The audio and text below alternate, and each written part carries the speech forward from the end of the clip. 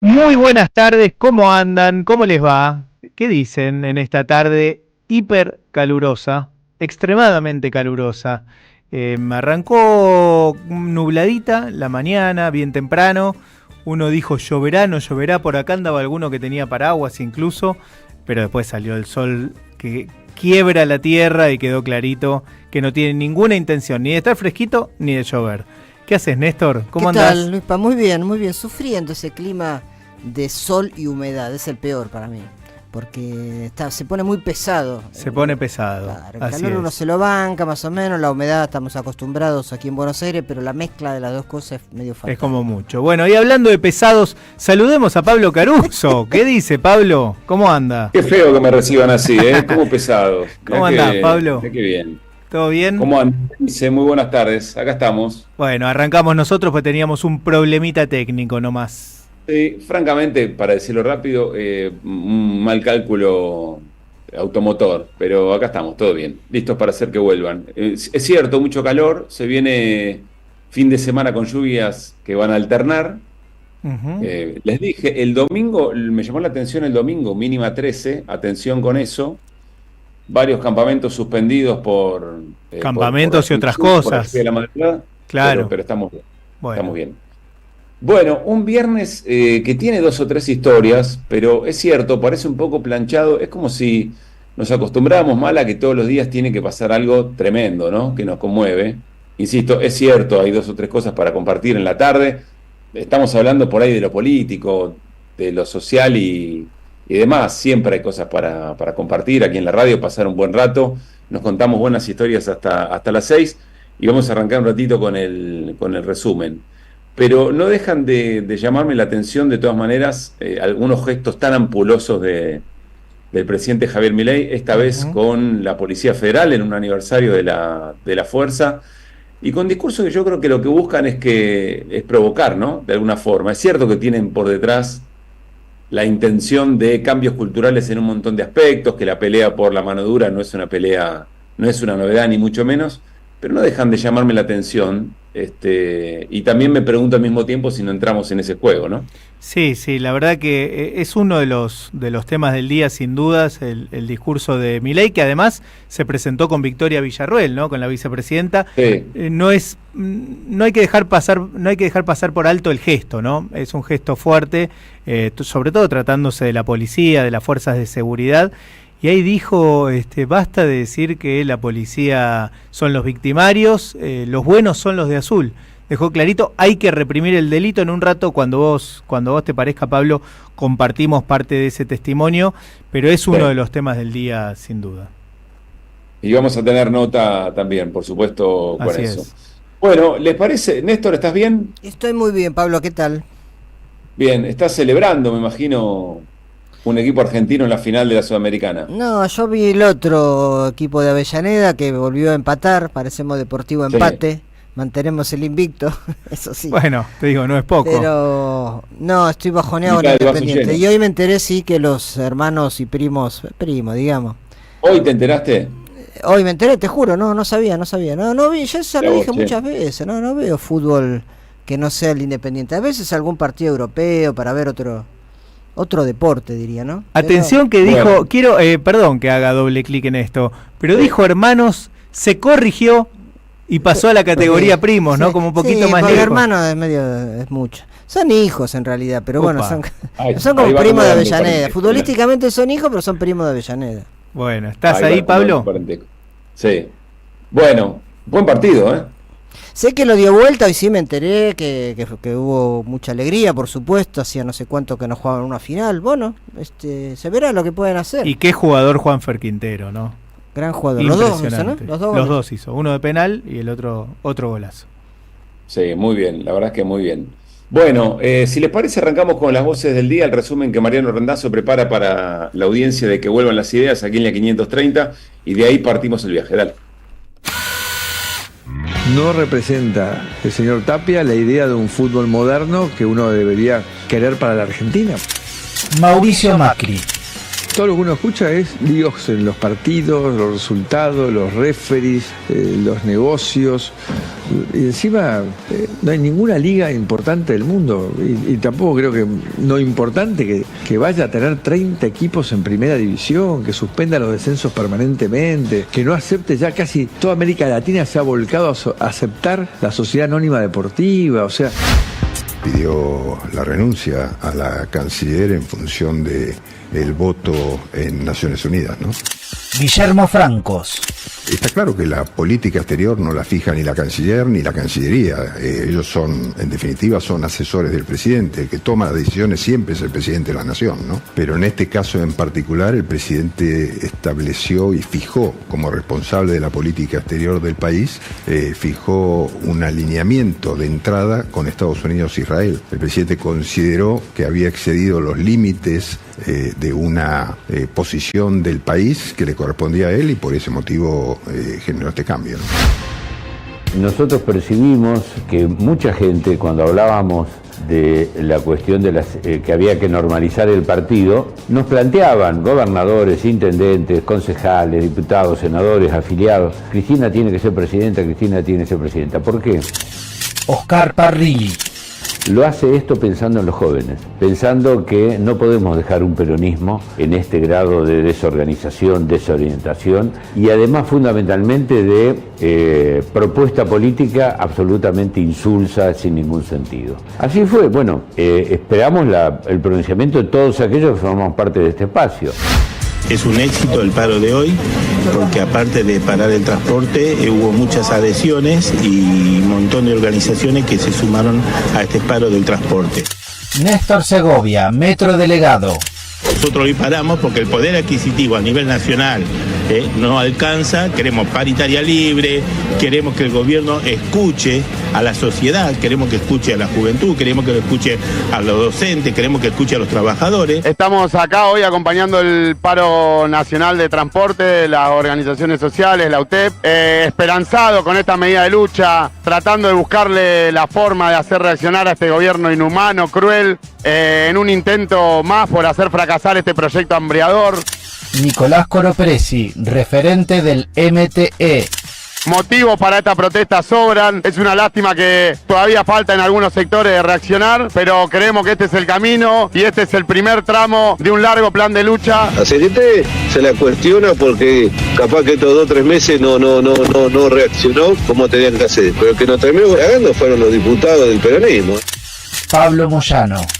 Porque los que levantaron la mano para vetar el aumento de los jubilados, a los universitarios, que vuelva el impuesto al trabajo a 1 millón de trabajadores, fueron los diputados y diputadas del peronismo. Hay una fuerte crisis de mediocridad en buena parte de la dirigencia política y de la representación institucional, y eso hace indispensable que se recree este vacío de liderazgos, de conducción que sufre el movimiento popular.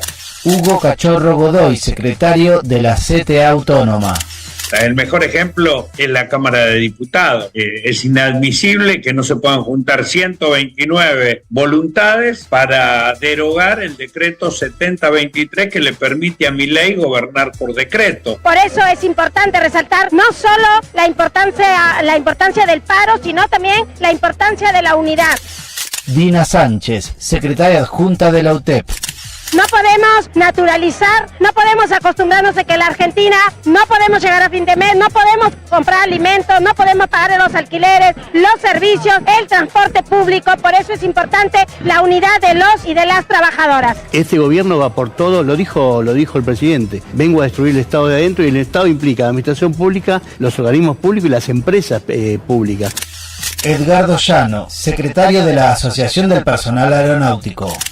No hay un freno a esta locura, porque esto es una locura lo que está pasando, y en el medio nos hacen responsables a nosotros de ser el obstáculo de impedir las privatizaciones. Es muy difícil así. Han perdido todo el poder que tenían, con el que movilizaban gente.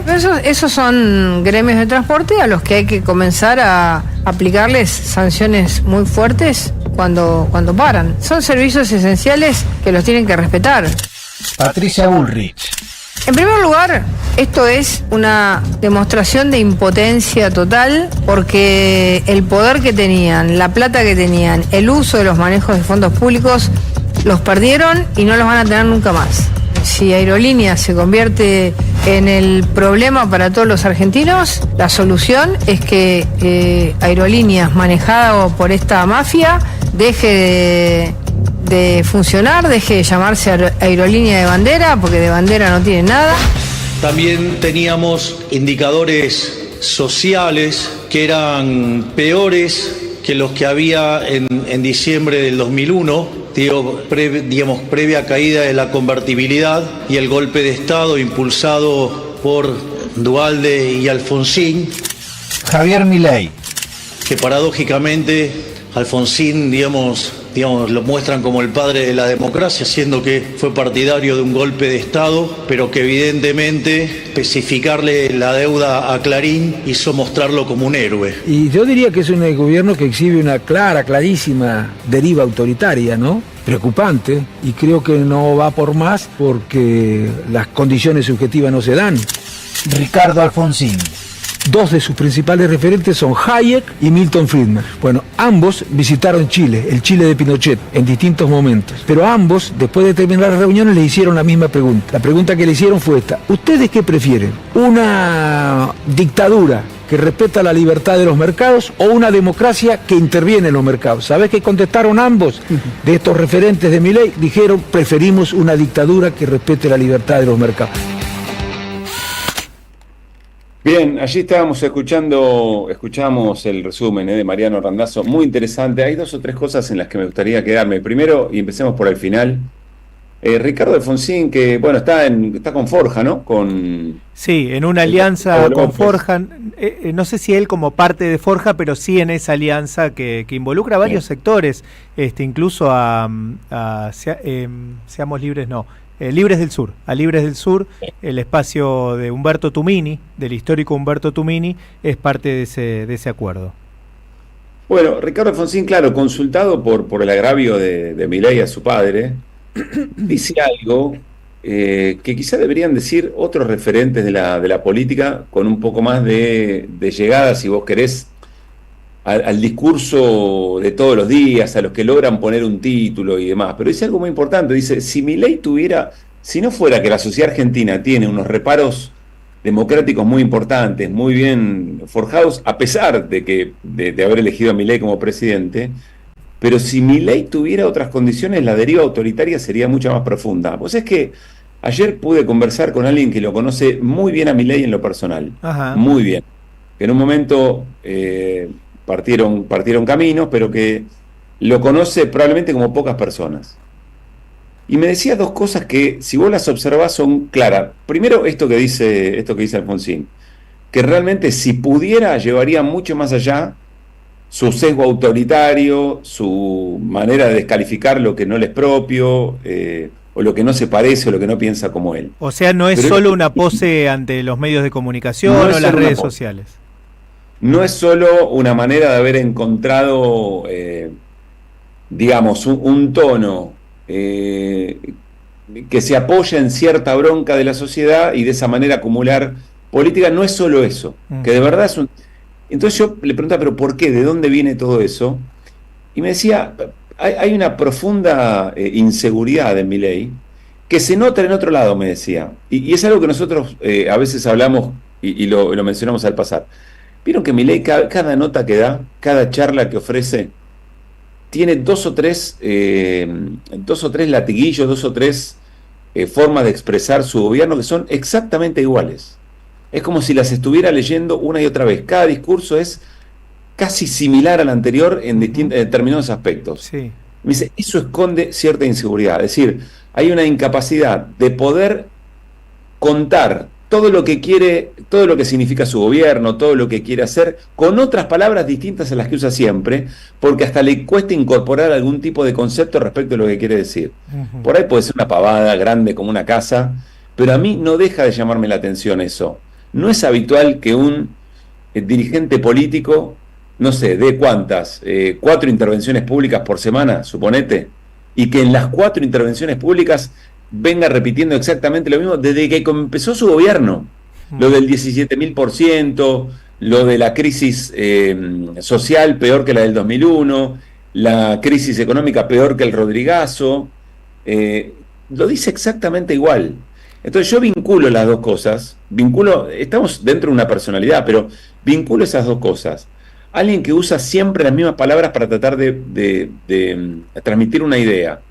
Y por otra parte, un sesgo autoritario, yo ahí veo algo. Ahí hay un elemento constitutivo de quién es el presidente. Sí, ahí la pregunta que a mí me surge, compartiendo todo lo que decís y escuchando con atención también estas referencias de esta persona que lo conoce mucho, es qué pasa con ese núcleo duro que tiene Javier Milei, que pareciera todavía hacer oídos sordos a todas estas cuestiones, ¿no? Porque hay es cierto que está cayendo en popularidad en algunos sectores que, bueno, quizás lo acompañaron en contra del kirchnerismo o por alguna razón en las últimas elecciones y que ya no lo acompañan, pero sigue teniendo un núcleo duro muy importante, muy importante. Ahí hay una pregunta, ¿no? Porque a veces pareciera que uno dice todo esto y termina en saco roto, como suele decirse. No hay una, es como que desde una gran cantidad de lugares, de medios de comunicación, de espacios de la política, se señalan estas cosas, se dice ojo con el huevo de la serpiente. Nos preguntamos, ¿es fascismo? ¿No es fascismo? Bueno, ¿qué características tiene? ¿Qué rasgos autoritarios tiene? ¿Hasta dónde va? ¿Qué pasa con las tarifas? ¿Volvieron a duplicarse las tarifas? No me refiero al último aumento, sino a lo que recibió efectivamente la gente, o buena parte de la gente, en relación al mes anterior. ¿Se volvieron a duplicar los gastos de consumo de gas, por ejemplo? El que pagó 100.000 pesos el mes pasado, ahora está pagando 200.000. Son cifras que son una locura, y a pesar de todo eso, de estos señalamientos, hay un núcleo duro que parece inconmovible. Ahí yo tengo una pregunta enorme, ¿no? De cara a lo que puede venir. Ni hablar de que si del otro lado nadie empuja, nadie muestra una alternativa, difícil que pase algo, ¿no? Lo que pasa, me da la sensación, Luispa, Néstor, que todavía hay un sector de la sociedad que le encuentra sentido a lo que efectivamente Milei viene a proponer, a esa ruptura. Y me parece que este es el vínculo más profundo que Milei tiene con quien lo votó y con quien lo hizo presidente, que todavía hay un sentido en ese sacrificio. ¿Sí? Hoy alguien me decía también, todavía no es ese tiro en el pie, en términos de la calidad de vida cotidiana, todavía no es identificado como un tiro en el pie, todavía es identificado como un movimiento que nos separa de lo anterior. No sé, tirando ideas de gente que está reflexionando sobre esto de manera más profunda y para tratar de encontrar algunos comportamientos. No quiero cerrar sin decir importante las voces de quienes se movilizaron y quienes fueron parte del paro de transporte, que excedió al paro de transporte, Cachorro Godoy, la gente de la UTEP, distintos referentes gremiales también, apostando, ¿no? Una semana en la que volvió la calle a ser protagonista. Otra vez la pregunta sobre cuánto le impacta esto a ese vínculo que Milei tiene con este sector de la sociedad. Bueno, veremos qué significa todo esto. Néstor, en un ratito nos metemos, me imagino, con Estados Unidos, ¿o con qué más? Sí, porque el martes son las presidenciales, justamente vamos a hablar un poco de eso, y de otro tema que también roza Estados Unidos, porque se están por cumplir 19 años del no al ALCA, y el día lunes y el día martes en Mar del Plata y aquí en la Ciudad de Buenos Aires van a haber varios actos, así que quería recordar aquel momento y un poco contar lo que va a suceder en esos días. Bueno, Luispa, ¿qué más? Bueno, en un rato, por supuesto, nos vamos a referir a lo que ocurrió aquí cerquita, en la Universidad de Madres de Plaza de Mayo, un ataque, quienes vienen escuchando la radio ya están al tanto, pero vamos a repasar, a volver a contar qué es lo que pasó. Hay una persecución a la Universidad de las Madres muy importante. Por supuesto, vamos a volver sobre el tema comedores y la octava orden que la justicia argentina le da al Ministerio de Desarrollo Humano para que atienda la situación en los comedores. Vamos a repasar eso también, entre tantos otros temas. Ojalá fuera desarrollo humano, capital humano. Capital humano, perdón. Espectacular. El Ministerio de Desarrollo con capital humano. Son tus ganas, en realidad. Son mis ganas. Sí. Bueno, vamos a volver sobre todo esto. Che, qué linda está la casa, ¿eh? ¿Viste qué linda? Y te estás perdiendo que el living ya está armado. Lo estoy viendo atrás de Néstor, mirá. Claro, ahí está, Mirá, ahí lo tenés. Espectacular. Sí. Qué lindo está. La No, está muy próxima, lindo, cuando seamos 3, porque hay 3 silloncitos, salimos de ahí Podemos salir directamente. de ahí, desde el living. Claro. ¿Por qué si Hoy no vamos el a dejar cafecito solo a de los Juan invitados? Carlos lo invitamos allá. Claro, tal cual. Fueron esos días que estuvimos saliendo del estudio 2 de la 530 de nuestra casa para preparar esto que se ve. Nuestras felicitaciones, Che, y gracias a los compañeros y compañeras de la radio que se tomaron un laburazo en muy poco tiempo. La radio está muy, muy linda y está a la altura de las peleas que hay que dar, ¿no? En estos tiempos.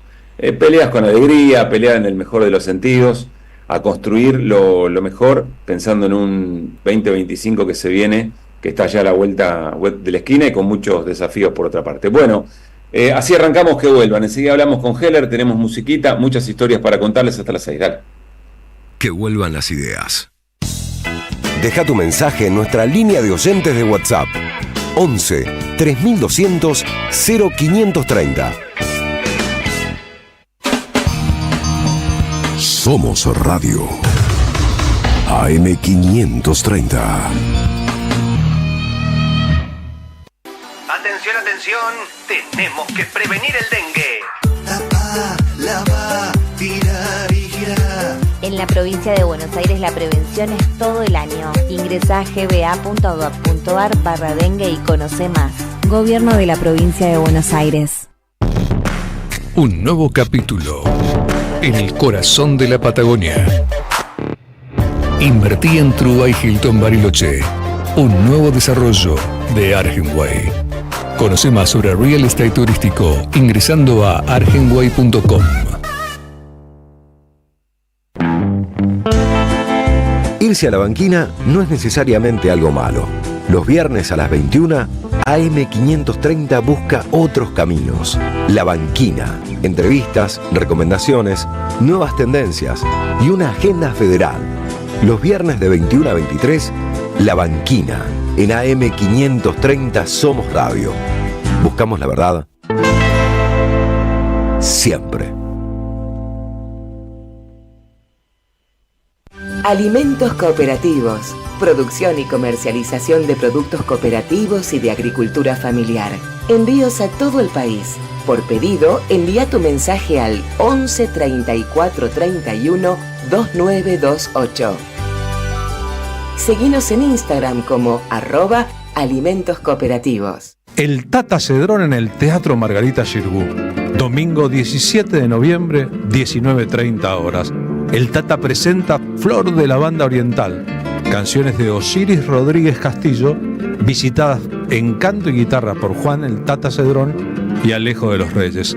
Artistas invitados: Isol y Melingo. Me llama la galponera y es milonga de fogón. El Tata está cumpliendo 60 años de trayectoria. ¿Venís a festejarlo con nosotros? El 17 de noviembre en el Teatro Margarita Xirgu, Chacabuco 875, San Telmo. Entradas anticipadas con descuento en Passline. Invita a AM530. Somos Radio. Que lo mismo vive a monte si le niegan el galpón.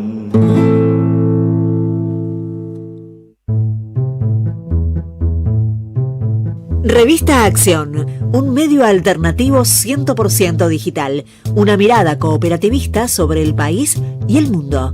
Información, análisis y opinión. Porque otro mundo es posible, entra en Acción. En la web y en las redes sociales. www.accion.coop. ICBC. El futuro nos inspira. Somos Radio. AM530. Que vuelvan las ideas. Hasta las 18. Dinámica e información. Regreso informativo. Que vuelvan las ideas. Que vuelvan.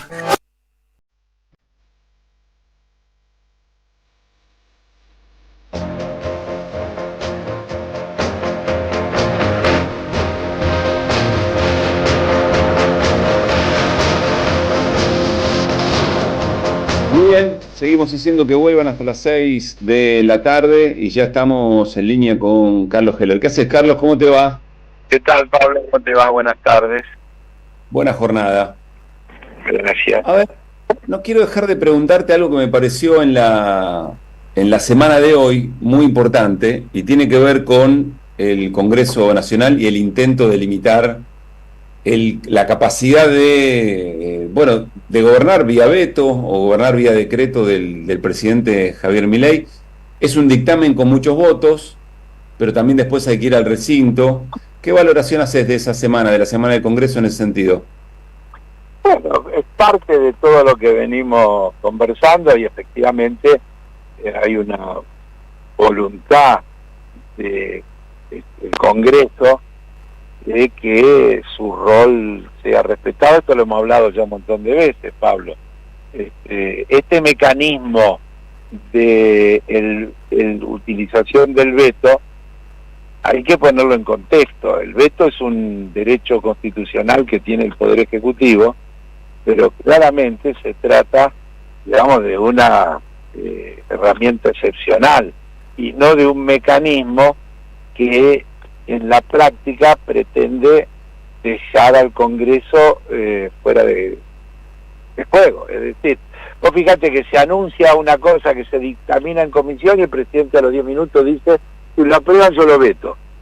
Sí. Apostando a que ese tercio que construyó entre los legisladores de La Libertad Avanza, los famosos radicales con peluca, pero y algunos más, puedan tener ese tercio que le impida al Congreso sostener con una amplísima mayoría, porque 2 tercios es el doble que un tercio, con una amplísima mayoría, pero que le permita al Congreso entonces sostener lo que son las iniciativas parlamentarias. Bueno, parte del juego y en definitiva es lo que la sociedad, el conjunto de la opinión pública también tiene que observar y todos tenemos que tener en cuenta cuando discutimos que queremos vivir en una sociedad democrática, que es vivir en una sociedad democrática. Y otra cosa es que las instituciones funcionen como deben funcionar, y que ese equilibrio entre los poderes efectivamente sea efectivo para favorecer los intereses de la gente, de la mayoría de la población. Entonces, este proyecto, que tuvo amplia mayoría en dictamen de comisión y que seguramente sería también aprobado, que pretende limitar el poder de veto o el gobernar por decreto, porque en definitiva lo que hace es establecer que los decretos de necesidad y urgencia, si son rechazados por una sola de las cámaras, son suficientes para que se caiga, pero además agrega otra cosa, que si en 90 días no se trataron, se cae automáticamente. Es decir, le da a los decretos el sentido de la necesidad y la urgencia que deben tener, y no de una manera de gobernar. Sí, y eventualmente que incluso tengan un consenso importante en el Congreso, Carlos. Hola. Sí, te escucho bien. ¿Me escuchas bien vos? Hola. Bueno, no me escucha Carlos. Perdimos un segundo la comunicación. Seguro vuelve en cualquier momento. Bueno, ahí estábamos charlando con Carlos un poco lo mismo que conversamos en el arranque, u otra dimensión de lo que charlamos en el arranque, ¿no? La posibilidad de la deriva autoritaria y este mensaje de Milei muy claro. El Congreso está por amplia mayoría tratando de limitar el alcance o la capacidad de gobernar a través de un decreto, y él veta, e incluso el modo de eludir o de sostener eso, ¿no? Es muy elocuente en ese sentido. Bueno, enseguida vamos a recuperar seguramente la charla con Carlos. Importante otra cosa, me parece, muchachos, la extensión del blanqueo que decidió el gobierno. También veremos si podemos retomar la conversación con Carlos para poder preguntarle, porque sigue... ahí está. A ver, Carlos, ¿me escuchás ahí? Sí, ¿qué tal, Pablo? Sí, escucho bien. Bien, bueno, te escuché perfecto, hasta el final. Bueno, está bien, me alegro, porque yo creía que había quedado hablando en el aire. No, en el momento que empezaste a preguntar estábamos escuchando. Perfecto. A ver, el interrogante tiene que ver, y lo conversamos en el comienzo del programa, ¿en qué momento la sociedad también advierte eso? Es decir, ¿o cuánto le pesa a Milei la crítica respecto de ese rasgo autoritario para el ejercicio? Porque hay gente que haciendo mucha guita, digamos, ¿no? Lo hemos hablado también y ahora te vamos a preguntar por eso de la misma manera. Y la sociedad parece seguir adelante con su vida, tratando de... Más o menos, ¿no? Hoy leía una encuesta de una consultora brasilera, que es muy interesante, porque en definitiva ratifica lo que otras escuelas que el otro día vos mostraste de Subán Córdoba y demás. Es decir, que el grado de aprobación sigue lentamente cayendo y que está en el 40.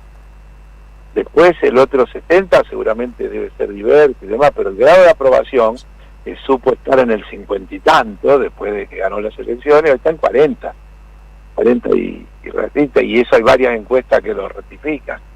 Y dentro de ese 40 hay la mitad de ese 40 o un poquito más que está muy conforme, y la otra mitad que ya está más o menos conforme. Y que no es que no pasa nada, va pasando. Lo que pasa es que las cosas no pasan abruptamente. El otro día ahí en QR Subán, Córdoba, creo, Córdoba decía, los cambios no se dan de 10 puntos, de un al otro cambia un punto, medio punto, y es lo lógico esto. Las tendencias se van modificando lentamente. Cuando veo una encuesta que marca 10 para arriba, 10 para abajo, yo siempre tiendo a creer que está mal. Está mal. Las encuestas que están bien hechas tendrían que marcar eso, suaves tendencias. Puede haber un cambio, viene bajando y revirtió, y este mes subió un punto en vez de bajar un punto, pero no subió 15 puntos de golpe. Para eso se tiene que caer la Torre Gemela, digamos, viene a pasar cosas estrepitosas, fenomenales, que pueden impactar de una manera notable a la sociedad, pero no el humor social común, normal. Sí, también es cierto que hay cosas que por ahí parecen no impactar o no rasparle el auto al gobierno, y después cuando empieza a cambiar la consideración, todas esas cosas sí vuelven a sumar, ¿no? Como son cosas que... Ahora, iba a decir otra cosa, sí, pero está bien. Yo ayer estaba mirando la entrevista con Giacomini, y me hacía acordar alguna cosa de una reunión en la que habíamos participado Pedro Pou y yo, y un colaborador mío decía, usted sabe que dijeron exactamente lo mismo, la única diferencia que hubo es que todo lo que usted decía que era malo, y él decía lo mismo pero decía que era bueno. Claro. Ayer yo tenía un poco esa sensación cuando veía las explicaciones que daba sobre algunas cuestiones económicas. Bueno, a ver, metámonos en eso, porque te quiero preguntar primero qué leíste de la extensión del blanqueo, si hay algo más para ver que lo que dice el gobierno, que todavía sigue blanqueando. Yo lo digo concretamente con datos concretos, que hay gente que sigue blanqueando. Bien. Ahora, lo que decía Giacomini era... Tiene esta información y amplía el plazo. Lo que ayer Giacomini decía, y me resultó interesante en términos de explicación, decía, la economía real está por el piso, yendo por un lado, y la economía financiera con números muy positivos.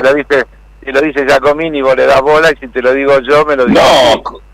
Te lo dije 1.000.000 de veces, te dije eso.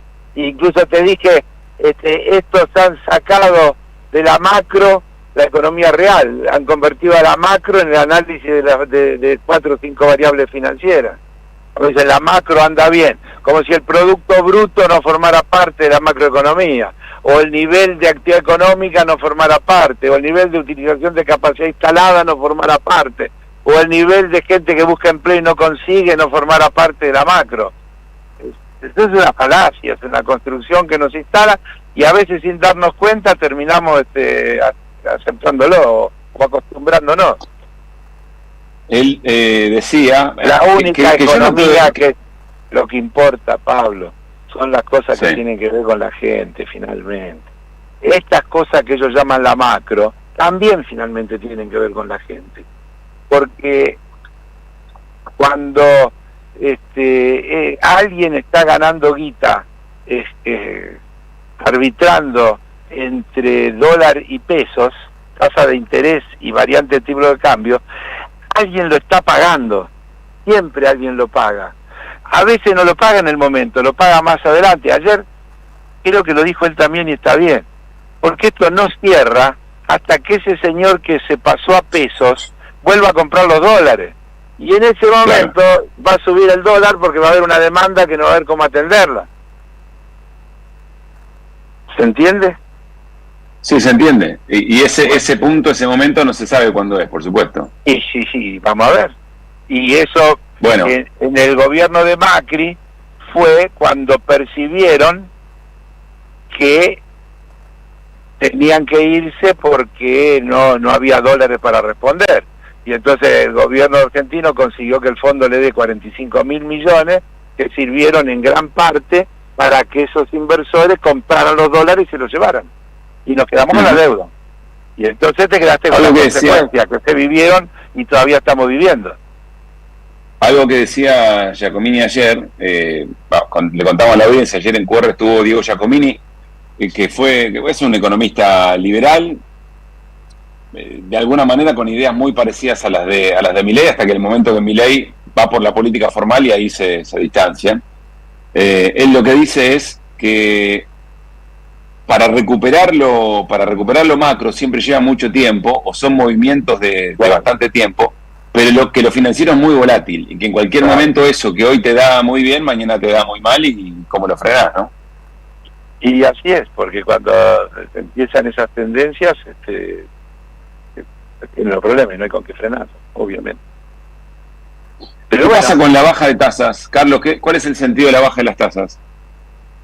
Está bien, es una medida que el gobierno hace para acompañar la baja de la inflación, porque efectivamente esas tasas están desde mayo sin tocar y la inflación ha bajado desde entonces se convierten en tasas altamente positivas que favorecen toda esa especulación. Está bien la medida, es correcta. Deberá acompañarse con que los bancos van a bajar las tasas que le pagan a los depositantes para ponerlo también más en línea con la inflación, y que también tendrán que ponerse en línea con las tasas que le cobran los tomadores de crédito. Es decir, todo ese acomodamiento se dará en unos días que a medida que se van instrumentando todas esas cuestiones. El Banco Central cambia la tasa de política monetaria, es la referencia, y ahora el resto se va a adecuar a ese cambio de referencia. Y está bien. Carlos, sí. ¿Y está bien qué? ¿Y está bien qué? Porque si bajen la tasa, digamos, es una medida correcta desde el punto de vista de la administración de la política monetaria. Está bien. Yo estoy en contra de toda la política monetaria, pero en el marco de la política monetaria está bien. Acompaña la baja de la inflación, porque si no, queda una tasa de política monetaria muy positiva que alienta una mayor especulación. Esto tiende a querer alinear todo con la inflación presumible, que estará alrededor del 3, dicen 2,8, 2,7, 2,9, ahí, según dicen. De los números que el gobierno dice ver alguna luz en el camino, algún brote verde, alguna reactivación, no lo ves, ¿no? No, escúchame, pero eso, a ver, déjame decir dos o tres cosas, te digo. Sí. El gobierno toma números, ya lo expliqué yo un montón de veces, acá si le conviene mensual y acá le conviene trimestral y mezcla uno con los otros. Esto es como el 17.000% de inflación y todas esas cosas que manejan con una arbitrariedad absoluta.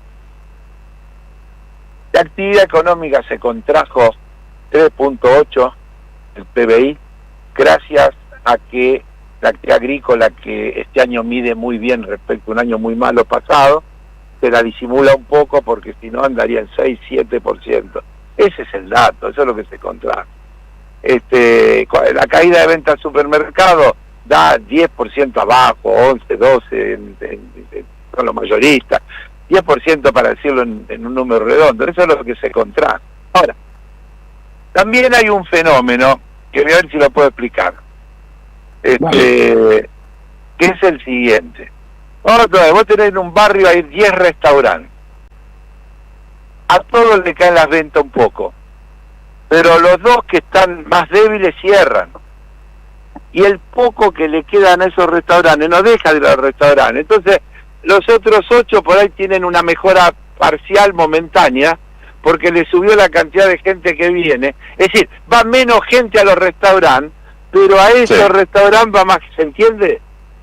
Sí, se entiende. Todos esos son fenómenos que se están dando en este proceso de ajuste y de cambio de precios relativos. Entonces, los precios sube más estos que los otros, los salarios se atrasan. Ahora tenemos una situación en la cual los salarios de convenio de ciertos gremios se van ajustando con la inflación. Como la inflación viene para abajo y los ajustes se hacen con la inflación de meses anteriores, se lo presenta y dice, este mes los salarios le ganaron a la inflación. Tenés que tomar el periodo, hay que tomar desde que asumió el gobierno hasta ahora y ver a qué salario le ganó a la inflación. Si no, es una manera artificial de tomar datos. Los salarios no le ganaron a la inflación, la actividad económica está contraída, han cerrado montones de empresas, hay gente que perdió el empleo.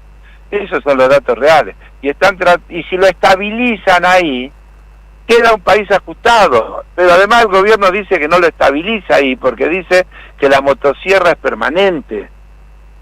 Lo dice todos los días el presidente. Y que ahora, dice Sturzenegger, van a fondo con la motosierra, es decir, que van a seguir echando gente, recortando, y eso hace que haya menos gente que consuma, y cuando hay menos gente que consume, hay menos gente que produce.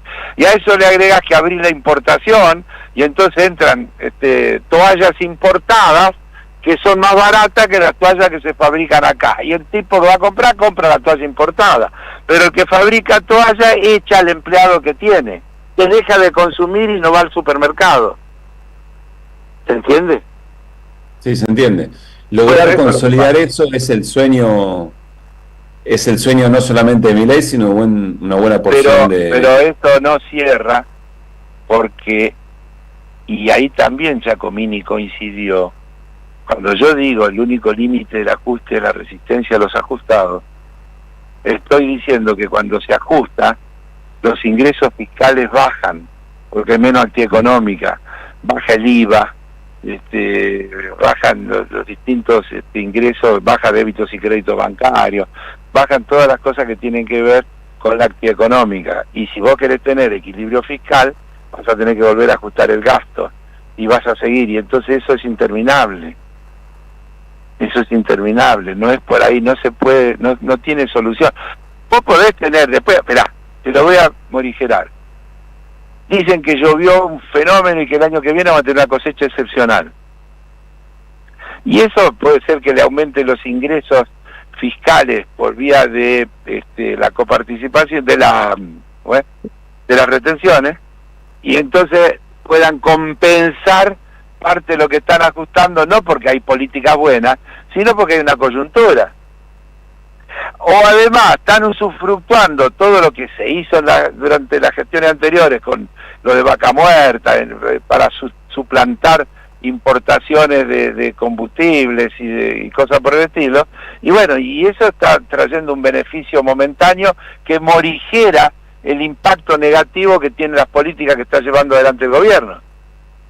Pero no cambia del fondo de la cuestión. Le permitirá ganar un poquito de tiempo, pero en el fondo porque por más que eso lo hagan, la gente no va a tener guita para ir al supermercado.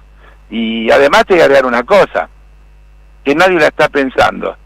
Todo esto que están ahora promocionando, de que no vayas al supermercado y comprar desde tu casa, es bárbaro, pero preguntarle a los cajeros y a los repositores de los supermercados que se van a quedar sin laburo, ¿eh?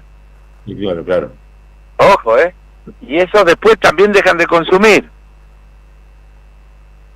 Entonces, todas esas maravillas de la tecnología, si no están puestas en función de un modelo de desarrollo que incluya a la gente, terminan siendo dañinas, lamentablemente, porque son todas cosas que pero es como siempre decimos, yo con un martillo puedo moldear una pieza o matarte de un martillazo, con el mismo martillo. Entonces hay cuestiones que sirven para hacer cosas buenas y que con esa misma cosa podés hacer un desastre. Carlos, gracias como siempre, un abrazo grande. Chao. Carlos Heller. En AM530 pasan muchas cosas. Y todo lo que pasa está en la red. Somos Radio AM530 en Twitter. Entérate de lo que pasa. AM530. Somos redes. Somos radio. Que vuelvan las ideas.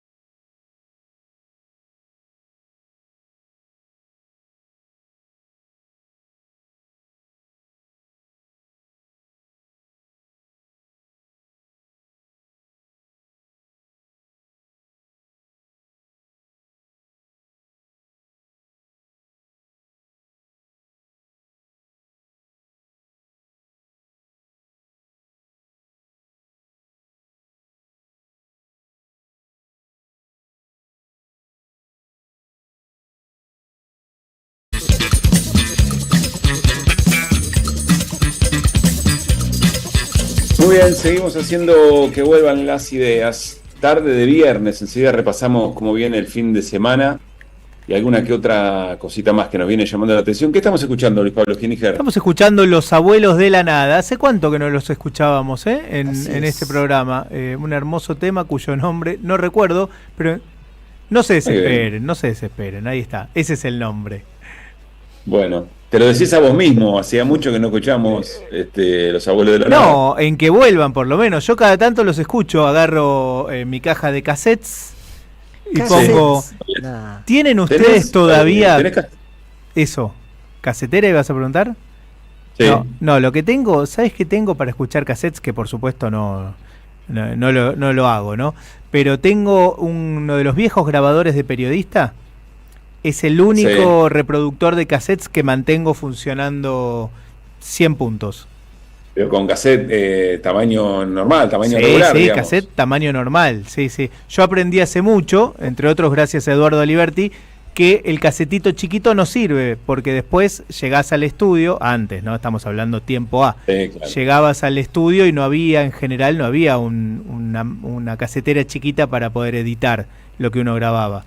Así que no, el cassette tamaño normal. Bueno, repasemos. Para lo que resta de la jornada, parcialmente nublado hasta la noche. Ahí empiezan los chaparrones. Y lo que les venimos contando, mañana, tormentas todo el día, che. Se extendió, era madrugada y mañana va a ser tormenta todo el día hasta la tarde. Baja la temperatura, mínima 20, máxima 25, poquita diferencia, sí, muy húmedo, pero con baja temperatura. El domingo mínima 14.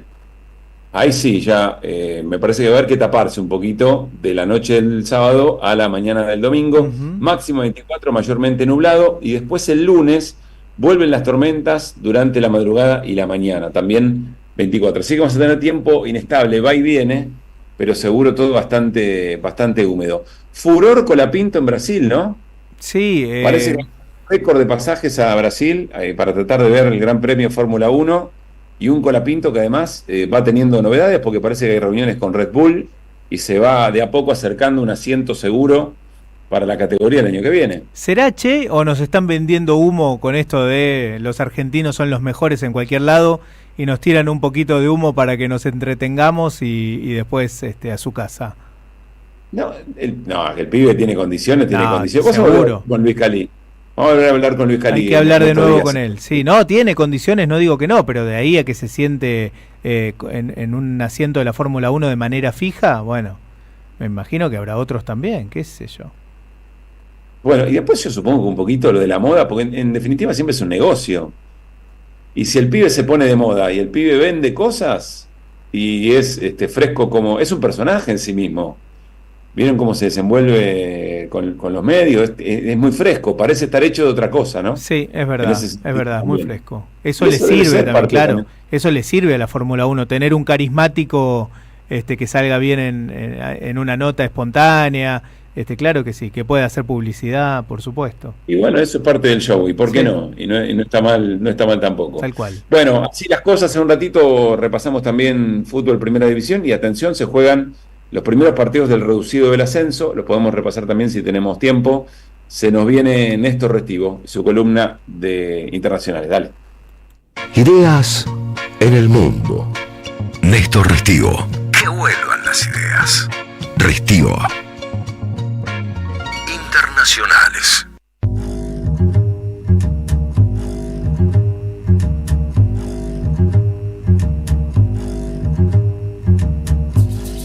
Bueno, ¿por dónde vamos, Néstor?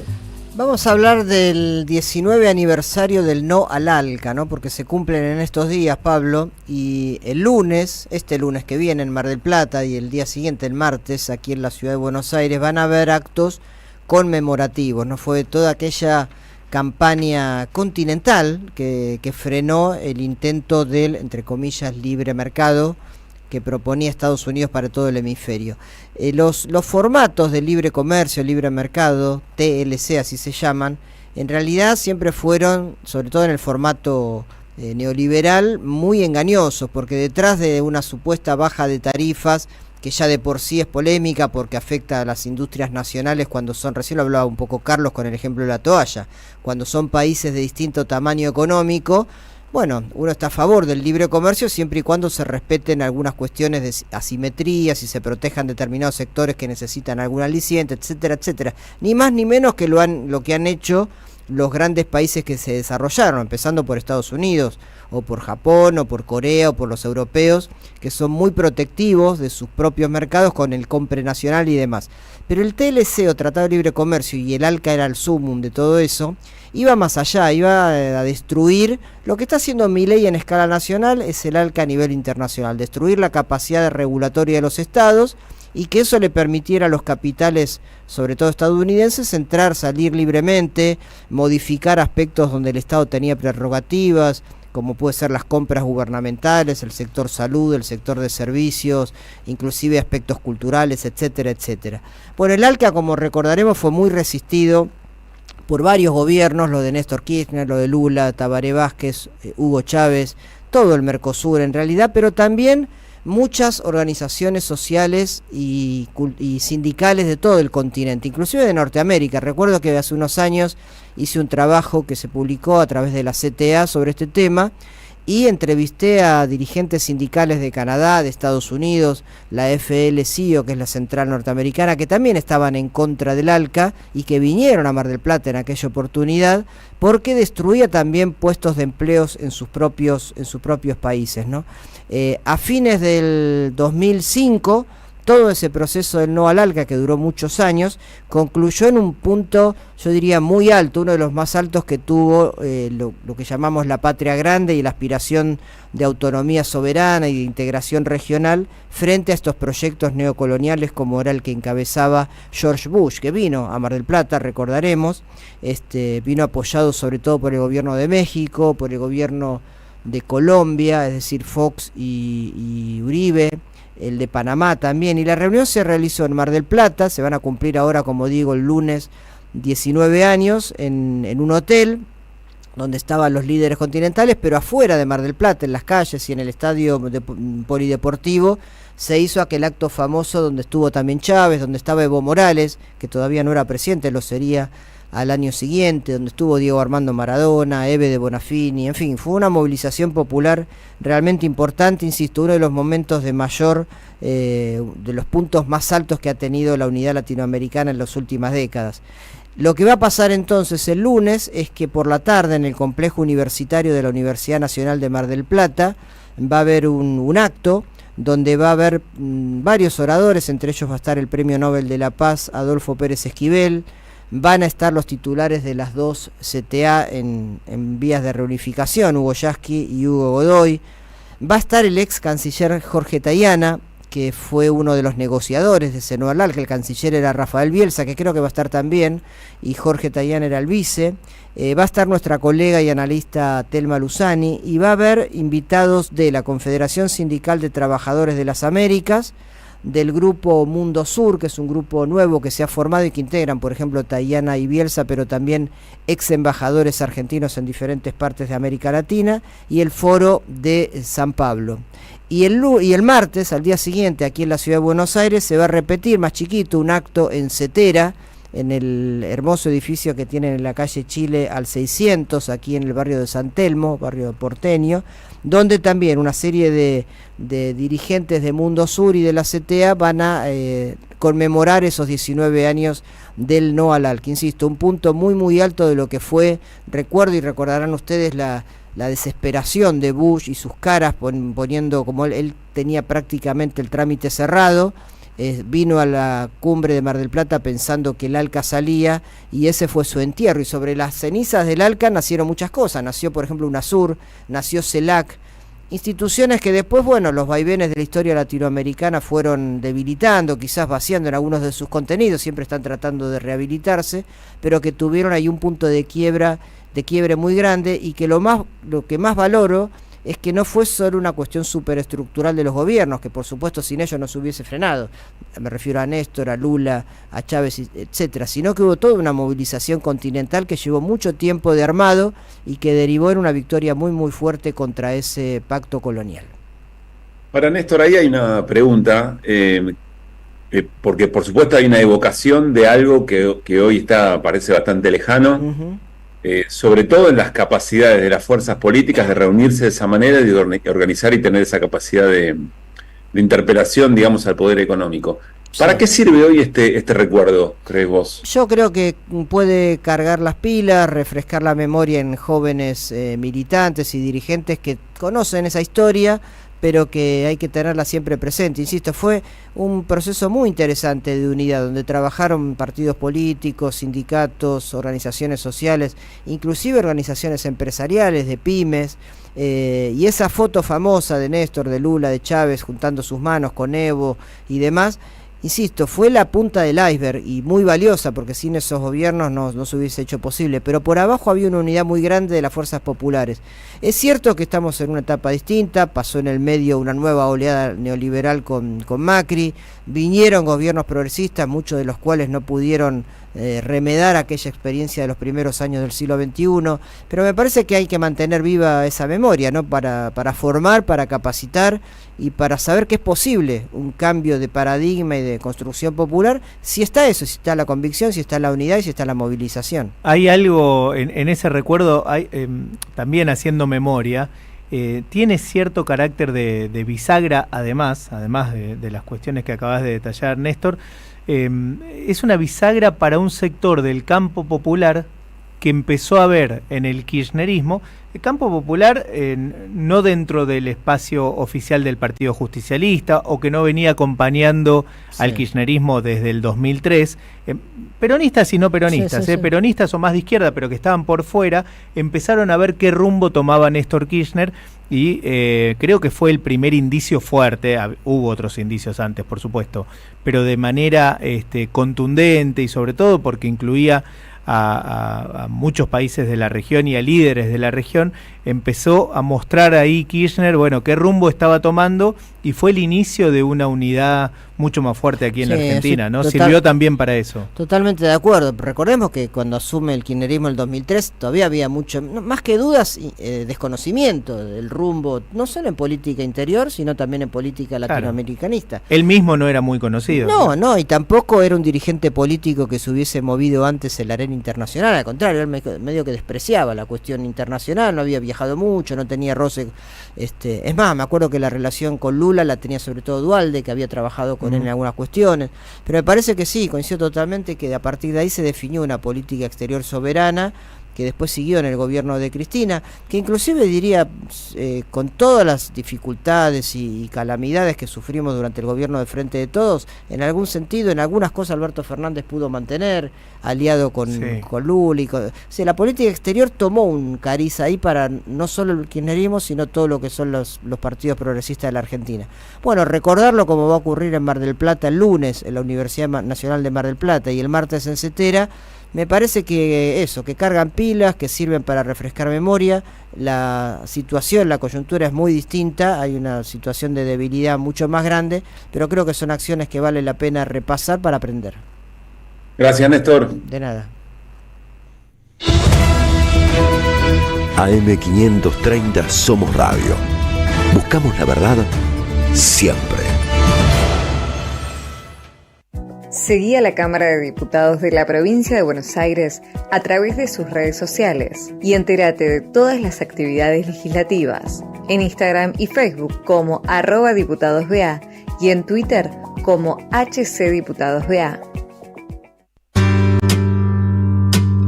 La realidad puede verse desde un micrófono. Los sábados a las 9, AM530 convoca a una mañana sin diarios. Ahora desde el Pulqui Bar.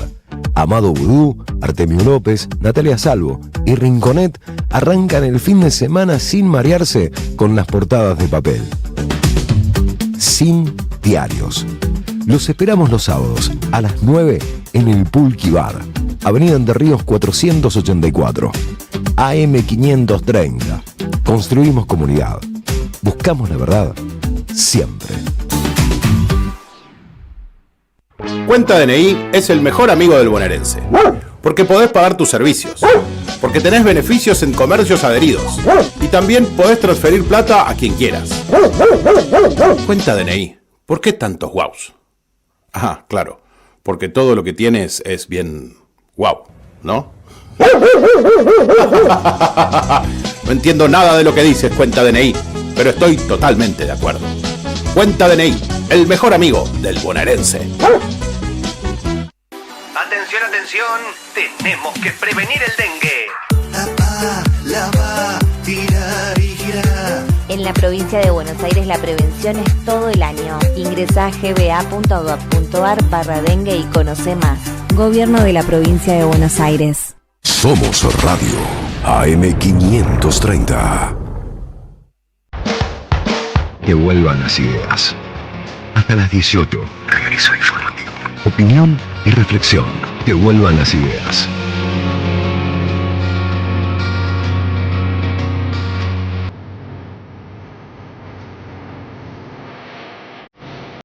Que vuelvan.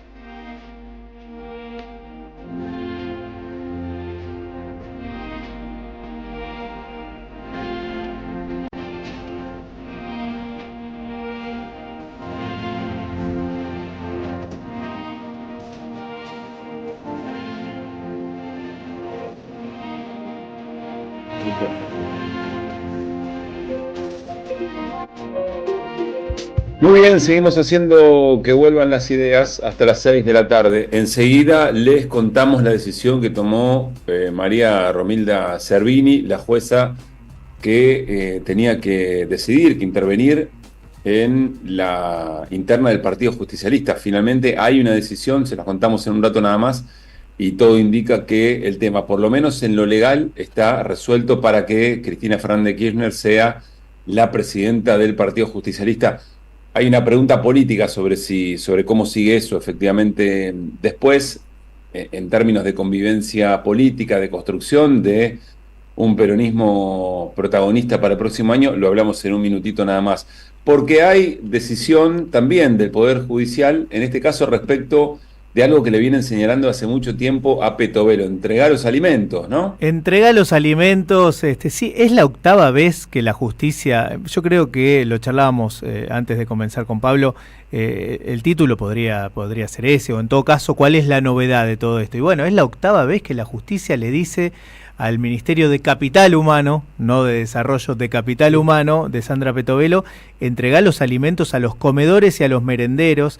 Esto tiene que ver con un amparo colectivo que fue impulsado en esta oportunidad por la UTEP y por el CELS, el Centro de Estudios Legales y Sociales, que reclamaron que el Ministerio de Desarrollo de Capital Humano, perdón, estoy con la idea de desarrollo, que el Ministerio de Capital Humano cumpla con su deber y entregue los comedores. Dice la justicia que no se deben tomar medidas que empeoren una situación de vulnerabilidad. Esto es lo que dijo textualmente. Además, el fallo advirtió que no puede haber decisiones regresivas, es decir, ya había una política establecida, una decisión tomada, y no puede irse en contra de lo que estaba en marcha cuando están en juego derechos tan esenciales como la alimentación. Ese es el fundamento de la justicia. Veremos qué es lo que pasa. Recordemos, con el tema alimentos en los galpones, el retraso en la entrega a los comedores, de nuevo aparecía la palabra mágica del gobierno de Javier Milei, que es la palabra auditoría. Esto mismo que ahora aparece de otra manera y con otro carácter en la Cancillería, viene apareciendo una y otra vez con las universidades, con los comedores, con las pensiones por discapacidad, etcétera, etcétera, etcétera. Y los resultados de esas auditorías nunca aparecen. ¿Cuánto va de gobierno de Javier Milei? Ya estamos por el mes número 11 de gobierno de Javier Milei. Bueno, pero viste el caso, Luis, viste el caso en el Chaco, trabajadores a los que les suspendieron el programa Potenciar Trabajo. Me contaban, no todos los trabajadores tuvieron la reacción de apelar esa medida o llevarla a la justicia para que se audite la auditoría, digamos, claro, ¿no? O por lo menos la decisión. Y este grupo de trabajadores le dieron la razón. Dice, che, la verdad, todas las cosas por las cuales se decía que ustedes no merecían ese programa no están. Así que se les devuelve y hay que pagar el retroactivo por otra parte. Sí, es una operación fenomenal, digamos. Está muy bien armada. Se instala la idea de la auditoría, entonces hasta que no esté la auditoría suspendemos a este sector X que nos parece sospechoso. Instalan la idea de que efectivamente hay una sospecha sobre determinados planes, alimentos, trabajadores, en este caso que vos acabas de dar, y el resultado de esa auditoría nunca aparece. En realidad ni termina de estar claro si la auditoría se inició, si se llevó adelante, si hay una investigación de algún tipo encarada por alguien. Bueno, en este caso la justicia me parece a mí con mucho sentido común, sobre todo por lo que el fallo mismo dice. No se puede jugar con fuego cuando hay gente que está pasando hambre, y bueno, le ordena una vez más que cumpla con la política de entrega de alimentos a comedores y a merenderos. Bien, metámonos un poquito en tema Partido Justicialista. Finalmente, a ver, antes de arrancar y dar la noticia o contarles cuáles son las novedades, está claro que hay, a ver si lo compartimos, hay una dimensión que tiene que ver con lo reglamentario, hay una dimensión que tiene que ver con si los avales estaban, si no estaban, la regla de juego de un partido, cómo define sus propias autoridades. De fondo acá lo interesante parece que era observar cómo políticamente se estaba ordenando, reordenando, o todo lo contrario, el peronismo y en cuántos tramos, digamos, ¿no? Y que lo que seguía llamando la atención tenía que ver con las diferencias que señala, por ejemplo, Cristina Fernández de Kirchner respecto de que un gobernador quisiera ser presidente del Partido Justicialista, y ese gobernador que decía, no, bueno, pero yo ya había hecho todo el camino, más amparado en las formas que en el contenido. Ahí todavía hay cosas, me parece, para decir, y que más allá de cómo se resuelva el tema, seguramente van a estar vivas más allá, insisto, de la resolución. A ver, la noticia es que María Servini, finalmente, que es la jueza federal que tiene competencia electoral, rechazó el pedido de Quintela, del gobernador de La Rioja, de suspender la elección interna del Partido Justicialista, convalida de alguna manera lo que había decidido la Junta Partidaria, que había impugnado la lista federal. Es un grito de corazón porque no tenía los avales necesarios, las garantías necesarias para participar. Entonces, de esta forma, lo que pasa es que la que queda en pie, la lista que queda en pie es la de Cristina Fernández de Kirchner, primero La Patria. La expectativa estaba en sí, desde el espacio de Quintela, iban a apelar la medida y estirar un poco más la judicialización, y lo que decidió Quintela es que no va a haber una apelación en ese sentido, con lo cual el próximo 17 de noviembre se va a oficializar a esa lista como la lista conductora del Partido Justicialista. Listo, resuelto. En el camino hay que ver cómo se reordena todo lo que se desordenó. Cristina dice, bueno, claro, quiero conducir el Partido Justicialista para enderezar lo que se torció en el peronismo. Un paso previo parece que va a ser tratar de recomponer algunas cosas que entraron en colisión inesperadamente, de alguna forma, en este proceso, ¿no? Y sobre todo, bueno, cómo queda el vínculo entre Cristina Fernández de Kirchner y el gobernador de la provincia de Buenos Aires, Axel Kicillof, que es la discusión de fondo y hasta diría la discusión que importa. Sí, porque además, Pablo, uno imagina, ¿no? Mientras te escucho empiezo a repasar mentalmente. Hay muchas cosas para ordenar dentro del universo del justicialismo. Punto 1, gobernadores, donde está el mismo Ricardo Quintela. Bueno, ¿qué va a pasar con los gobernadores? Con los gobernadores que siguen teniendo los pies adentro del plato. Hay otros que ya directamente los tienen afuera, juegan su propio juego, autodefiniéndose como justicialistas, si querés, eso no... Que ya lo venían haciendo y de alguna manera eran peronistas antikirchneristas, ¿no? Así es, bueno, está bien.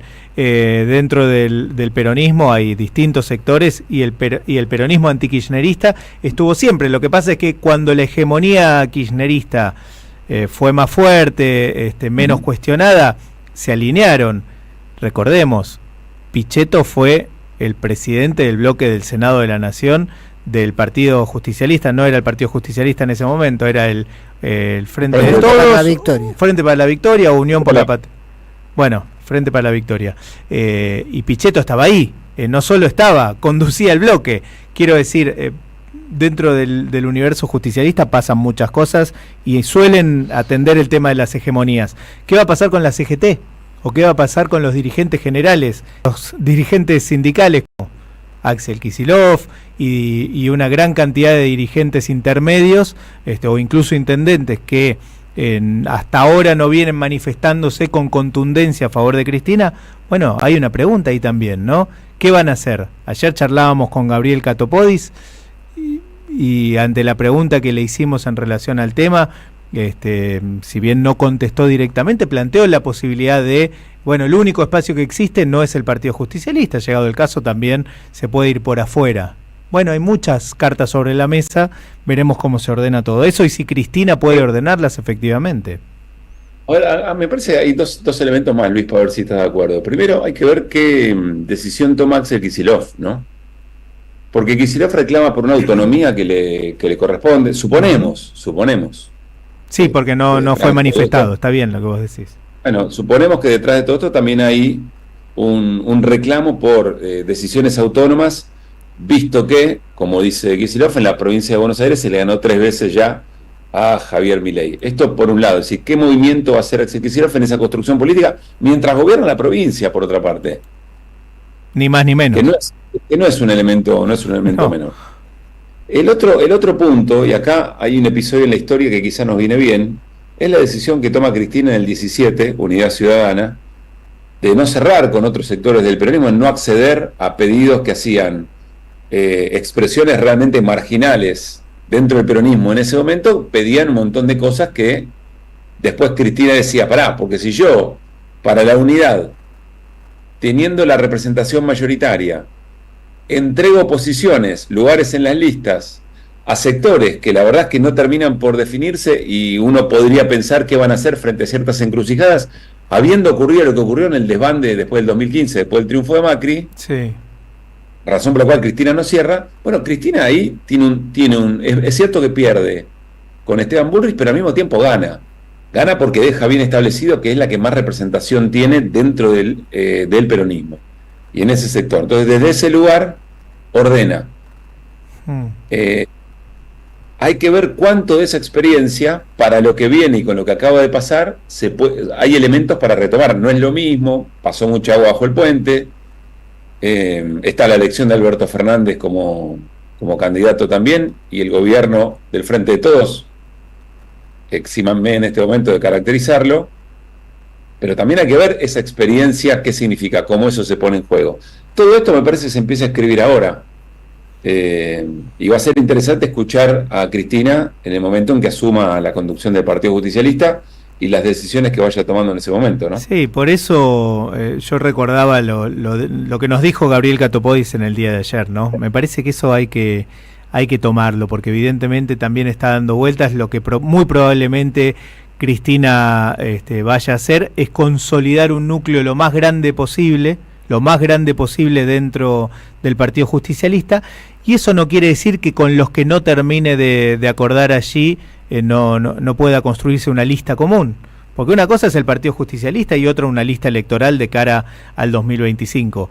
El Partido Justicialista será el núcleo principal y después habrá una construcción de una lista común con otros sectores, no solo el justicialismo, sino otros sectores que vienen acompañando al Frente de Todos, y allí se construirá una lista, si se quiere, con perfil nacional y popular o de oposición a Milei, como querramos llamarla, y Cristina sabrá que dentro del armado de esa lista tendrá un núcleo duro que le responde más fielmente y otro núcleo que va haciendo su juego, o varios núcleos más, ¿no?, que se suman a esa lista. Por eso hay que distinguir. Me parece que a veces uno se apresura demasiado y dice y unifica o caracteriza como lo mismo la lista del PJ con la lista del 2025 en las elecciones generales, y son cosas distintas, ¿no? Bueno, hacemos tanda, separamos y seguimos enseguida. Charlamos con Sabina Frederick. Vamos a hablar y vamos a escuchar al presidente Javier Milei con las fuerzas de seguridad hace un rato nada más. Atención con un posteo de Milei de hace un rato también. Vamos a ver a quién le creemos que le está hablando el presidente, que intenta siempre. Ahí está, mirá, ahí lo tenemos. Ahí está. Comando Mandriles, dice, y viva la libertad, carajo. Y para quienes nos están escuchando y no viendo, hay un león con la banda presidencial y tiene de la soga a 4 mandriles, o 4 monos. ¿Que quiénes vienen a hacer en este caso? Esto es lo que no termino de entender. ¿A qué se refiere? Supongo que está celebrando los números de los números financieros, ¿no? Que está celebrando algún dato económico, pero no termino de entender a quién se refiere en este preciso momento. Quizá significante amplio. Bueno, veremos cómo sigue el tema. Vamos a compartir el info. Insisto, un ratito charlamos con Sabina Frederick y hablamos del desafío de seguridad para los sectores progresistas. El tema de su libro, un libro que publicó hace poco, pero alrededor de las palabras de Milei en un aniversario de la creación de la Policía Federal. Dale. Ideas que regresan en el magazine informativo de la 530. Que vuelvan las ideas. Hasta las 18.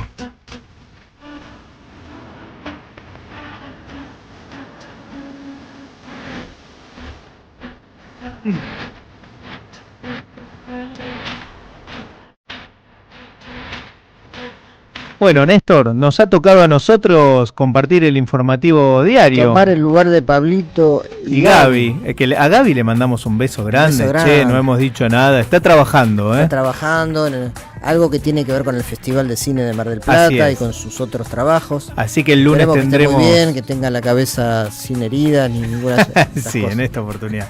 Bueno, resumen del día, informativo del día. Renovación en la Iglesia.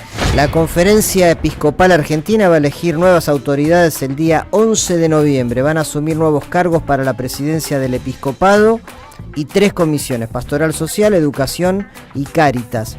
Son 98 obispos que participarán de la elección y con posibilidades de ser elegidos, pero son 5 los que tienen más chances. Son los arzobispos Marcelo Colombo de Mendoza, Jorge García Cueva de Buenos Aires, Vicente Bocalic de Santiago del Estero, el cardenal Ángel Rossi de Córdoba y el obispo auxiliar y vicario general de Buenos Aires, Gustavo Carrara. El gobierno envía ayuda a España por las inundaciones. Bueno, hablamos el otro día, ¿no? Tremendo lo que ha pasado en algunas regiones españolas, y el presidente Javier Milei va a enviar apoyo por las fuertes precipitaciones e inundaciones causadas por el fenómeno Dana, que reportaron 140 muertos y decenas de desaparecidos. Las zonas afectadas son la Comunidad de Valencia, Castilla-La Mancha y Andalucía. Las fuertes corrientes arrasaron con zonas rurales y urbanas. Cae la popularidad de Milei. La encuestadora brasileña Atlas, que fue la que vaticinó el triunfo de Milei, y la agencia Bloomberg realizaron un relevamiento de imagen de líderes regionales en el que miden apoyo de gestión, grados de polarización y principales preocupaciones en cada país. En el caso argentino, más del 50% desaprueba la gestión del presidente Milei, contra un 42% que aprueba y 6% que no se define. El 78% cree que la situación económica es mala y el 76% dice que la situación en el mercado laboral no cubre con las expectativas de la población. Atención con esta noticia, escuchen bien las cifras que vamos a mencionar, porque Rusia multa a Google con una cifra inimaginable. Bueno, el Kremlin decidió sancionar al gigante de Internet con 20 decillones de dólares. Tuve que recurrir a Internet para saber qué eran decillones, ¿no? Ahora lo explicamos un poquito más.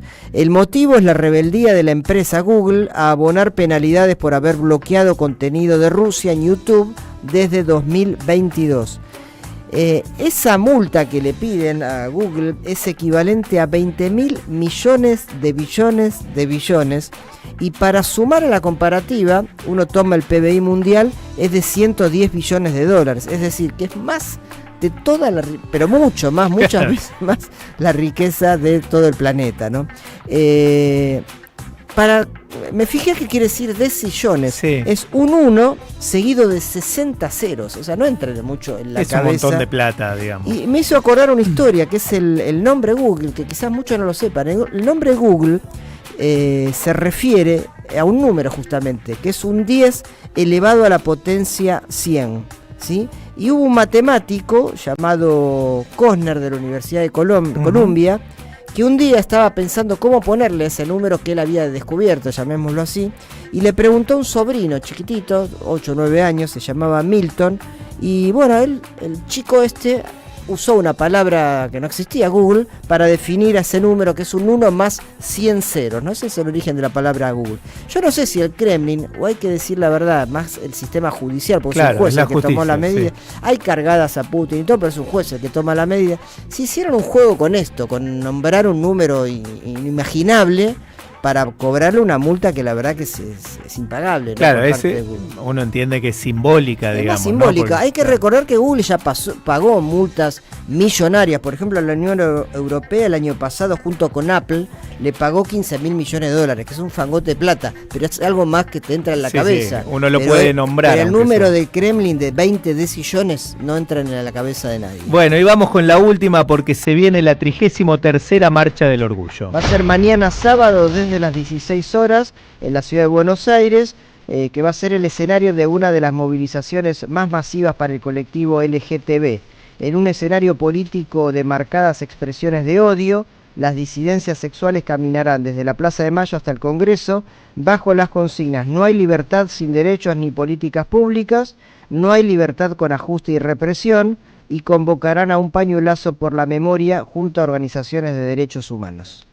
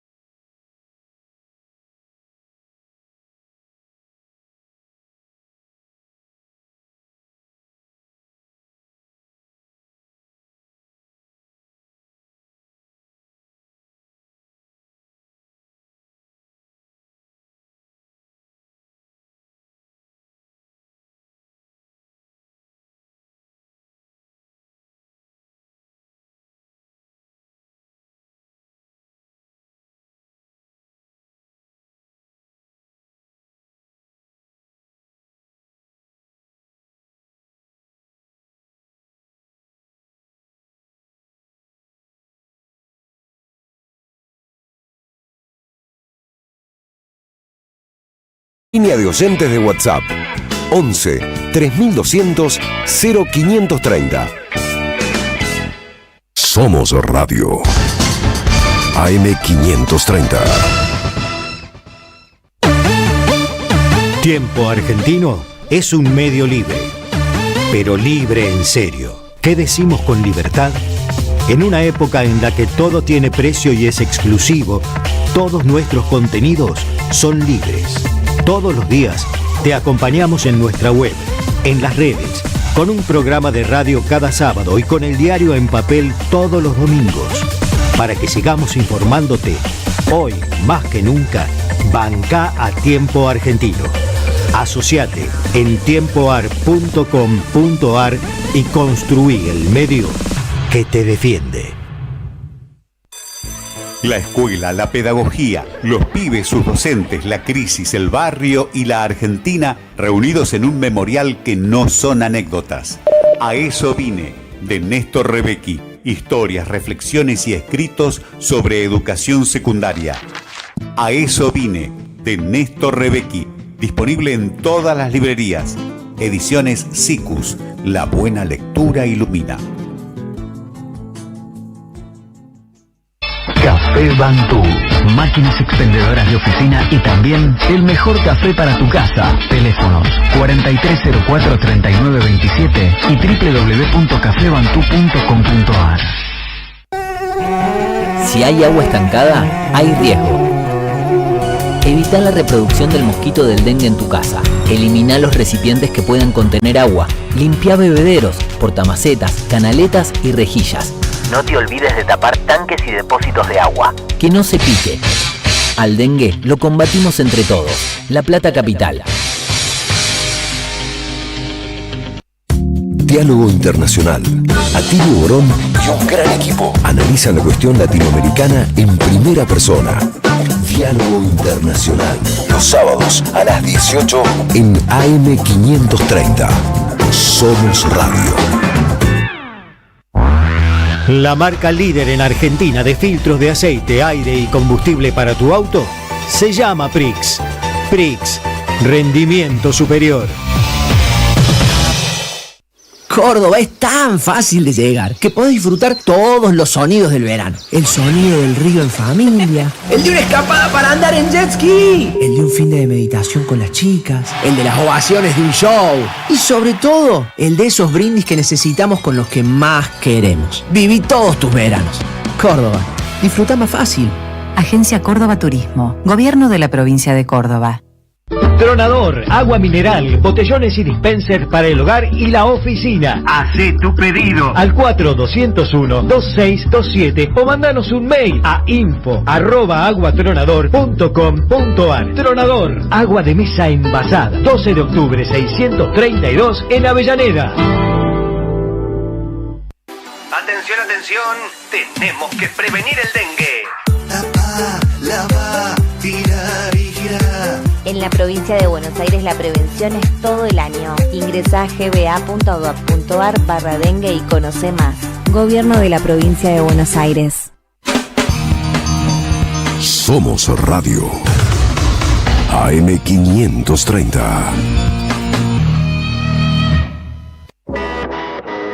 Que vuelvan las ideas. Hasta las 18. Volver con actualidad. Regreso informativo. Que vuelvan las ideas.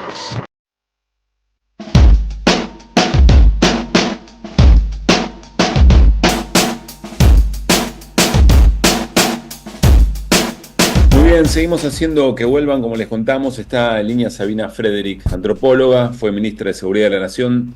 Sabina, ¿cómo estás? Pablo Caruso, Luis Pagíniger y Néstor Restivo. Saludamos en la 530. ¿Cómo va? Sabina, ¿anda por ahí? Bueno. A ver si a mí me escucha. Sabina, ¿nos escuchás? Sí, ahora te escucho. ¿Qué tal, Sabina? Luis Pablo Giniger por aquí. A ver si lo escuchás a Pablo. Hola, Sabina, ¿cómo estás? Ahora sí. Perfecto. Hola, Pablo. Bien. Bueno, acá está todo el equipo de Que Vuelvan. A ver, Sabina, vamos a charlar sobre cosas que escribiste y sobre cosas que sucedieron hoy. Me parece que hay una mixtura interesante. Vamos a escuchar, te invitamos a escuchar al presidente de la Nación, Javier Milei, participó en un aniversario de la Policía Federal, dejó algunas definiciones, arranquemos por la primera, si te parece, Charlie, dale. Entendieron a los delincuentes como víctimas de su propia historia, de sus circunstancias, y al hacerlo desprotegieron a la sociedad y le dieron la espalda a nuestras fuerzas policiales. Llegaron incluso al absurdo de liberar presos o castigar policías honorables por el imperdonable delito de hacer bien su trabajo. Bueno, ellos se pasaron 2 décadas defendiendo lo indefendible y tratando de hacernos creer que los delincuentes eran víctimas y nuestra fuerza de seguridad eran los victimarios. Durante años nos dijeron que propiciaban el garantismo, escudándose en la noción de proteger a las garantías constitucionales para promover lo que a todas luces no fue otra cosa que abolicionismo. Esto no es ni más ni menos que abandonar la razón básica de la existencia del Estado. Aquellos que decían defender al Estado le prohibieron que ejerciera su principal responsabilidad, que es reprimir el delito. Cualquier versión de Estado moderno de la vida real, el monopolio de la fuerza y la represión del delito son responsabilidades públicas indelegables. Los buenos son los de azul, los malos son los que delinquen, los que roban, los que matan. El Estado tiene que proteger a las víctimas y castigar a los victimarios, no proteger a los victimarios y abandonar a las víctimas. ¿Cómo podemos pedirle a un cadete de 20 años que arriesgue su vida por sus compatriotas si no estamos de acuerdo en esta verdad elemental de la vida en sociedad? Bien, hasta allí el presidente Javier Milei, que no contento con eso, también agregó, Charlie, dale. Quiero hacer un último punto antes de cerrar. Hay que entender una cosa, la seguridad pública es indispensable para la recuperación de nuestro país, porque un oficial de policía no tiene lugar para la duda cuando tiene que decidir entre la vida o la muerte, en milésimas de segundos si el deber llama. Si esto es lo que nosotros pedimos de ellos, entonces tampoco podemos nosotros dudar de ellos. Sin embargo, los políticos caranchos con seguridad privada, en lugar de respaldarlos en el desempeño de sus funciones, deciden hacerlos desfilar por las calles de televisión para agitar sus propias banderas políticas. En la nueva Argentina no hay lugar para semejante degeneración, porque nosotros entendemos que son las leyes lo que separan los hombres de las bestias, y que justamente por eso las leyes están para cumplirse. Hace 11 meses decidimos decirle no al garantismo barbárico que solo trae miseria, para decirle sí al orden cívico que garantiza el desarrollo y estamos dispuestos a morir en esta colina. En definitiva, deseo felicitarlos a todos, darles muchas gracias por su servicio, que Dios bendiga a todos los argentinos y que la fuerza del cielo nos acompañen. ¡Viva la libertad, carajo! Bueno, el último tramo lo pueden imaginar. A ver, Sabina, hay dos preguntas acá, me parece, o 2 abordajes. El primero es recordar qué consecuencias tiene un discurso de estas características en la conducción de una fuerza, en este caso 203 años de la Policía Federal. La otra pregunta, que para mí es más interesante y que tiene que ver con el libro que publicaste, Lo que el progresismo no ve cuando aborda la seguridad, es cómo se llega a esto, digamos, cómo llega a la coronación de un discurso de estas características, sin ninguna duda, muy acompañado por sectores, no sé si mayoritarios, pero muy importantes de la sociedad. ¿Por dónde querés arrancar? Y si querés arranco por la última y después voy hacia la primera. Yo creo que el discurso de Milei es un discurso que está disociado de lo real. Disociado de lo que él nombra como garantismo, disociado de lo que efectivamente ocurrió durante los gobiernos de Néstor y Cristina con quienes cometían delitos, disociado de la idea de que se han liberado presos durante los años de gestión tanto de Néstor y Cristina como de Alberto, y inclusive de la idea de garantismo. Me parece interesante que él defienda el garantismo, ¿no? Cuando él dice se escudan en la idea del garantismo, de las garantías constitucionales, cosa que me parece que está muy bien que él retome esa idea, porque la verdad es que lo que ha ocurrido en la Argentina, y me parece importante decirlo también en relación al libro, ¿no? Que trata de reconstruir procesos de mayor duración en el tiempo, no solo de corto alcance, sino de largo alcance, y es que durante el gobierno de Néstor y Cristina, salidos de la crisis de a poco, ¿no? Del 2001, 2002, lo que se verifica es un crecimiento geométrico de la población penitenciaria en Argentina. En Argentina se duplica en relación a la tasa de población carcelaria, ¿no? 125 cada 100.000 habitantes había en el 2002-2003, y cuando termina Cristina su mandato en el 2015, están 210 cada 100.000, y hoy estamos en 250. Una parte, o sea, fueron 12 años de crecimiento geométrico de la población penitenciaria, con lo cual la gente que cometía delitos quedaba presa. Recordemos, durante el gobierno de Néstor Kirchner, además, se promulgaron leyes que endurecieron las penas también, por ejemplo, la ley Bloomberg, ¿no? Sí. Entonces, defender la Constitución y las garantías constitucionales para aquellas personas que delinquen no quiere decir que no paguen, que no haya sentencias. Lo que implica, sí, es que debe haber dentro de esa sentencia lo que la misma ley establece, una ley del menemismo, un gobierno como que me encanta, ¿no?, defender el gobierno de Menem. Durante el gobierno de Menem se sanciona la ley de ejecución penal, que establece toda una serie de procedimientos y metodologías y servicios que el servicio penitenciario tiene que dar para realizar el tratamiento penitenciario y que la persona salga mejor de lo que entró. Eso es también defender la Constitución. Entonces, es falsa esa idea del garantismo como una fábrica de una máquina de generar sangre. También, digamos, durante entre el 2014 y la fecha, la tasa de homicidios no deja de caer en la Argentina. Entonces, ¿de qué baño de sangre está hablando el presidente? A ver, Por entonces, eso digo, entiendo, a ver si entiendo lo que decís en este primer momento de la charla. Sabina, estamos charlando con Sabina Frederick, antropóloga, fue ministra de Seguridad de la Nación. Vos decís, en realidad, un discurso muy efectista para ciertos sectores de la sociedad está construido sobre datos falsos. Totalmente y el presidente falso. retroalimenta eso con datos falsos en términos de cuánta gente estuvo detenida en los gobiernos en los que él caracteriza como que lo que más importaba eran los victimarios y no las víctimas, y eventualmente que la tasa de homicidios va bajando. Lo que tenemos que pensar es que hay una mayor relevancia del impacto que puede tener ese discurso que si ese discurso es cierto o no. Sí, el discurso no es cierto, es falso. O sea, está montado sobre una narrativa que se sostiene a sí misma, pero no sobre la base de datos reales. Y después me parece que lo que más importante, relevante, primero, que es muy raro que un presidente vaya a un acto como el de hoy. Normalmente es el ministro o ministra de Seguridad el que preside el acto, no el presidente o la presidenta. Él subió el nivel del acto habitual, quiero decir. No digo que esté mal, no me parece mal que el presidente también apoye el trabajo de las fuerzas de seguridad, no lo veo mal. Esa parte me parece que es cosas de las que nosotros tendríamos que aprender también. Pero lo que sí me parece grave, muy grave, es que es el Estado para él.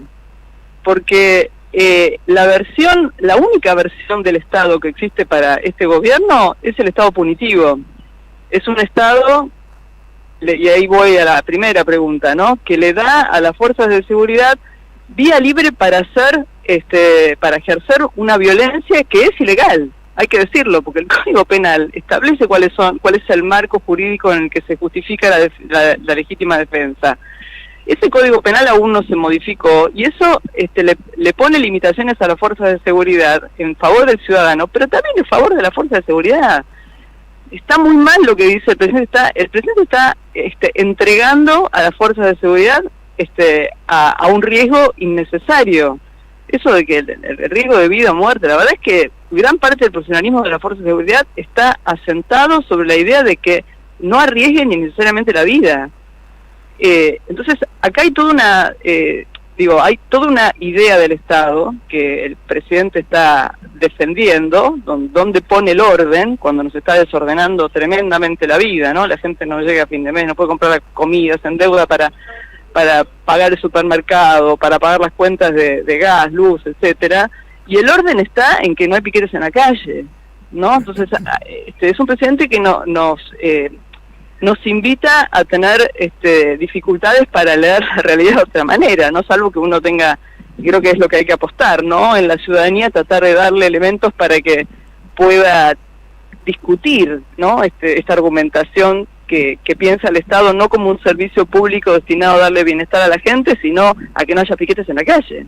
que los policías sacan a matar supuestos delincuentes, porque además recordemos que la policía no define quién es un delincuente, ¿eh? Quien define quién es un delincuente es la justicia, no la policía. Estamos charlando con Sabina Frederick, fue ministra de Seguridad de la Nación. Luis Pablo Giniger tiene preguntas, Sabina. Sí, Sabina, quiero ir un poco a tu libro. La pregunta, sin duda, el título del libro, quiero decir, sin duda es muy provocador, interpela mucho, y en todo caso te lo transformo en pregunta, ¿no? ¿Qué es lo que el progresismo no ve cuando aborda la seguridad? Mira, yo lo que planteo un poco en el libro son varios ejes, ¿no? De aquello que no ve, o de aquellas herramientas de las que se vale que terminan haciendo que la gestión de seguridad no sea finalmente progresista, sino que termine siendo más parecida a la que hace la derecha que a lo que podría ser una mejor gestión en seguridad para todos y todas, ¿no? Pensando el progresismo como esa perspectiva política que permite distribuir, ¿no? Beneficios en las mayorías. Sí. Y pregunta obligada es desde dónde te parás vos, ¿no? Porque te parás afuera o adentro del progresismo también. No, yo me paro adentro, claro. Escribo el libro retirada ya de la gestión, yo empecé a escribirlo en marzo del 2022, soy antropóloga, he escrito otras cosas antes, eso me da como un plafón para como decimos nosotros, para objetivar un poco, ¿no? Aquello en lo que yo misma estuve involucrada, y cuáles fueron las fuerzas que complican o dificultan, por ejemplo, salir del recurso a la única o principal herramienta de la que se ha valido el progresismo y que ha tomado la derecha, yo creo que es al revés, que es la saturación policial, ¿no? Mucho policía en la calle. No alcanzan los policías, llamamos más gendarmes. No alcanzan los gendarmes, policías locales. No alcanzan los policías locales, fuerzas armadas. Ese recurso, que es una construcción, es un invento que digamos que se hizo durante el gobierno de Néstor primero y después el de Cristina. Sí, con la gendarmería, por ejemplo, en los barrios populares, ¿no? La gendarmería en los barrios populares, mi anterior libro es sobre la gendarmería y sobre el crecimiento también de la gendarmería, que se duplicó en los años de gobierno de Néstor. Fue una decisión sensata, no estoy criticando la decisión, asociada con los conflictos que el gobierno de Néstor Kirchner no podía contener. Y esa fuerza fue una fuerza de negociación, de contención, ¿no? Que se distribuyó a lo largo y ancho del país. Ahora, esa política donde termina siendo la presencia del Estado vía la fuerza de seguridad, ¿no? Como ha pasado en los barrios de la Ciudad de Buenos Aires, en Rosario, etcétera, termina teniendo consecuencias que no son positivas, ¿no? Una de ellas es el crecimiento de la población carcelaria. Y de un crecimiento de la población carcelaria no de quienes cometen los delitos en gran escala, sino de los que cometen delitos de baja escala. No estoy diciendo con esto que no hay que hacer nada con ellos, lo que digo es que es la única política, muchas veces, que terminó desarrollándose en esos lugares. Entonces, uno de los elementos tiene que ver con esto, mucha saturación policial o el recurso único de la saturación policial descuida el trabajo que tienen que hacer las fuerzas de seguridad en investigación criminal, que está orientada a desalentar el crecimiento de mercados ilegalizados, que es también preventivo, porque el celular que se roba en la calle, la bicicleta o la moto o el auto, va a parar esos mercados ilegalizados. Entonces, ¿no? Porque ahí se venden los celulares, se venden las partes de los autos. Entonces, toda esa porción de la tarea de la fuerza de seguridad está totalmente desacreditada, raleada, menospreciada, y entonces uno tiene una cantidad gigante, esos son los datos que muestra, por ejemplo, la Procuración de Lucha contra el Narcotráfico, una cantidad enorme de causas iniciadas por consumo de droga. 36% de las causas que se iniciaron entre 2011 y 2022 por la ley de drogas, 36% fue por consumo y 12% por tenencia simple, que es también consumo. Eso es saturación policial. Eso es saturación policial. Entonces, estamos descuidando el origen. Claro. La clave sería política de investigación como parte de la prevención, algo así. La política de investigación no solo como conjuración del delito, sino también como prevención. Es una forma de desalentar el delito. el delito predatorio que más afecta a los sectores populares, ¿no? Porque digamos eso. Otra cosa falsa que dice el presidente, los políticos, seguridad privada, no sé de dónde saca eso de la seguridad privada de los políticos, no sé, puede ser que haya alguna seguridad privada, no es así. Ese es uno de los ejes del libro. El otro eje son los conflictos que ocupan, bueno, que generan piquetes, como dice el presidente, pero que se originan en problemas de los servicios, originados por la falta de servicios del Estado o provisión del Estado de vivienda, hábitat, trabajo digno, etcétera, que generan cortes, ¿no? Doy ahí dos casos que son conflictos que tuvimos nosotros en Río Negro con los pueblos originarios y el de los trabajadores tercerizados del Roca, que generaba cortes en las vías del ferrocarril, tremendamente molesto. Yo que soy usuaria del tren, me ha tocado tener que, realmente muy molestos. Ahora, el antecedente en este último caso es el asesinato de Mariano Ferreira, que ocurre en el 2010. Ese asesinato hace que la presidenta Cristina Fernández, bueno, días antes de la muerte de Néstor se produce esto, ¿no? Algunos dicen que está emparentada la muerte de Néstor con el asesinato de Mariano. Cristina Fernández de Kirchner resuelve el problema en los siguientes 3 años, pero en el último año de su gobierno vuelven a aparecer los tercerizados del ferrocarril Roca. Entonces, hay algo que está ocurriendo con el Estado, que yo creo que no ve gran parte del progresismo, que es un Estado que tiene una dificultad enorme para proveer servicios. Entonces se generan toda una serie de conflictos que terminan siendo resueltos resueltos de la peor manera, ¿no? O demandados a seguridad para ser resueltos, ¿no? Que es a través de la represión. Sabina, tomo esta charla como parte de otras, porque la verdad es que no es imposible abordar este tema en tan poco tiempo. De todas maneras, me parece muy interesante para la audiencia en el vínculo con la coyuntura, con lo que dijo Milei, poder hacer un acercamiento. Déjame hacerte 2 últimas. ¿Qué ves cuando la ves a Bullrich?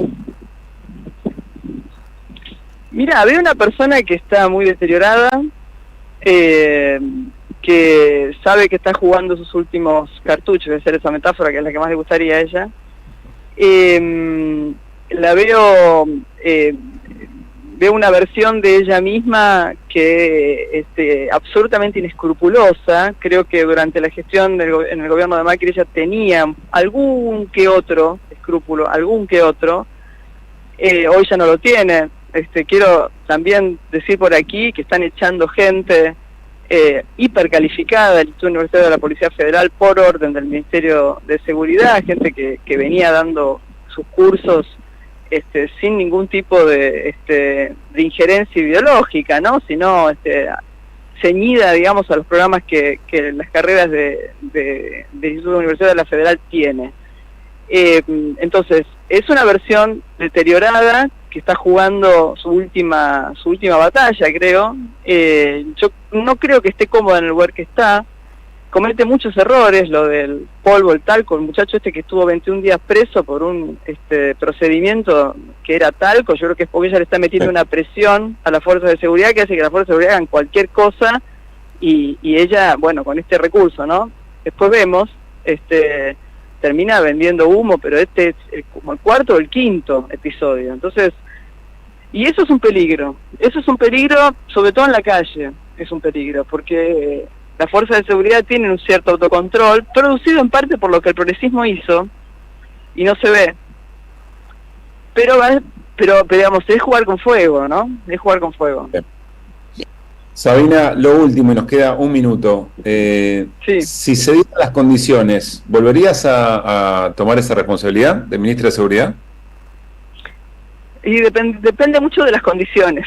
La verdad que depende mucho de las condiciones, y como muestro en el libro, hay una necesidad enorme en la Argentina de revisar, ¿no?, algunos presupuestos, algunos diagnósticos, y articular las políticas de otra manera. Yo creo que cuanto más se infla la cuestión securitaria, estamos mostrando una desatención muy grande en otras áreas del Estado. Entonces, yo creo que cualquier gestión que yo pudiera retomar sería tratando de mejorar esa articulación, ¿no? Sabina, gracias por la charla, un gran abrazo. No, muchas gracias a vos, Pablo y a Luis, un abrazo grande. Sabina Frederick charlando con nosotros, antropóloga, fue ministra de Seguridad y publicó lo que el progresismo no ve cuando aborda seguridad. La vamos a seguir. Nos queda muy poquito ya y algo del estribo, dale. Que vuelvan las ideas. Hasta las 18. Regreso informativo. Opinión y reflexión. Que vuelvan las ideas.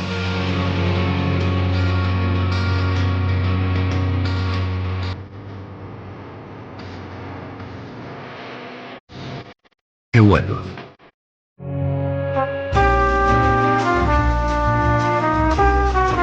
Néstor, querido, último fin de semana antes de las elecciones en Estados Unidos. ¿Qué te gustaría subrayar? Bueno, a ver, sigue muy empatado en las encuestas. Salió una en The New York Times que le da 48% a cada uno, es decir, a Donald Trump y a Kamala Harris. Si bien son, como decimos muchas veces, encuestas del total, cuando sabemos que lo que definen son los colegios electorales de cada estado. En cuanto a los estados, sigue bastante la tradición de que hay 44 de ellos, son 51 los estados de Estados Unidos, 44 que votan tradicionalmente a republicanos o demócratas, pero hay 7 que son los cambiantes y donde más se concentraron las campañas en estos días: Pensilvania, Wisconsin, Michigan, Carolina del Norte, Georgia, Arizona y Nevada. Ahí es donde están tratando Harris y Trump de tener el triunfo para llevarse a esos electores al colegio electoral final. Y después otras cosas que muestran las encuestas, bueno, mujeres más volcadas al voto de Harris, hombres más volcados al voto de Trump, y Trump pareciera tener un poquito más de ventaja por el escepticismo que se ve en muchas de las preguntas que se hicieron a los estadounidenses sobre el futuro de su economía, inclusive sobre la salud del sistema democrático. Hay una visión bastante nihilista o negativa o pesimista, y Trump pega un poco más con eso, ¿no? Porque él tiene una mirada de esa cuestión. Así que bueno, final abierto, el martes se verá, quizá ni siquiera se sepa el martes ni el miércoles si hay una pelea muy estado por estado. Y el fantasma... Quiere decir que se resuelve en escritorio, digamos. Exactamente, y el fantasma de que Trump, en el caso de que no sea electo, haga lo mismo que hizo cuando ganó Biden, que es no reconocer esos resultados. Así que bueno, en el principio, los primeros días de la semana que viene, este tema se seguirá. Y también, bueno, el tema del voto latino y voto inmigrante, ¿no? Me parece que va a ser otra clave a partir de algunas cosas que pasaron en los últimos días en la campaña. Muy bien. Bueno, minutos finales. Luis, no sé si te quedó algo o avanzamos con... Déjame simplemente mencionar, para que no quede de lado, dos cosas. Quédense en la 530 en un rato. Continuamos con el tema de lo que ocurrió en la Universidad de Madres de Plaza de Mayo. En la vuelta completa van a dedicarle un momento muy especial a ese tema. Y déjame decir que hasta hace un rato una movilización de estudiantes universitarios a Plaza de Mayo está convocada, en este caso, por la Asamblea Interestudiantil, que es un sector de los estudiantes universitarios que se movilizan sobre todo para exigirle a la CGT que convoque un paro nacional el 12 de noviembre, día en que supuestamente se trataría el presupuesto en el recinto. Muy bien. Bueno, a ver, ayer se jugaron varios partidos de la primera división. Lo que queda para hoy viernes, ahora a las 7, Central Córdoba San Lorenzo, 7:45 Huracán, Gimnasia y Esgrima de la Plata. Interesante este partido. 21:15 Unión Newell's. 22 para mí el partido del día, Argentinos Vélez. ¿Por qué? Y bueno, porque Vélez está puntero con 38, porque Huracán tiene 35, está a 3, y porque ahí empiezan a resolverse o perfilarse algunas cosas. Quedan 7 fechas. Muy poquito. 7 fechas, sí. Muy poquito. Pero empieza el reducido, se fue el reducido de la Primera Nacional para el segundo ascenso y la final del primer ascenso, el domingo a las 3 de la tarde, San Martín de Tucumán y Aldo Civi. Así que ahí va a estar puesta la atención, por supuesto con Colapinto en Brasil, en la Fórmula 1, y estos rumores de que hay negociaciones entre Williams y Red Bull para ofrecerle un asiento a Colapinto en el 2025. Nos vamos, gracias por bancar. Le mandamos un gran abrazo a Radiche, ¿no? Sí, claro, un abrazo grande. Y bueno, el lunes vendrá con, ¿cómo era? Golpeando la puerta o tocando el timbre con los codos. Sé que me gusta esto que acabas de establecer. El que falta, por la razón que fuera, al otro día a la próxima tiene que venir. No, lo están matando a Néstor. No, lo están matando. Perdón, yo no falto. No, por la razón que sea, dijo. Es que yo no falto. Mi trabajo es martes a viernes. Sacale los lunes a Néstor. Sacale los lunes. Muy bien. Queda establecido. Bueno, nos vamos, che. Buen fin de Quédense. semana, A Pablo. continuación, la vuelta completa en Vela Recupero. Charlie Escalante, a Reni Pérez Córdoba, gran abrazo, por supuesto, nos ponen al aire. También a Ale Aimú en la producción. Nico Lacaba nos coordina. Chau Luisfa, chau Néstor, pasen Chau, bien, chau. buen fin de semana. Abrazo El lunes. igualmente. Chau, chau. Nos vamos, gracias por todo. Chao, hasta mañana.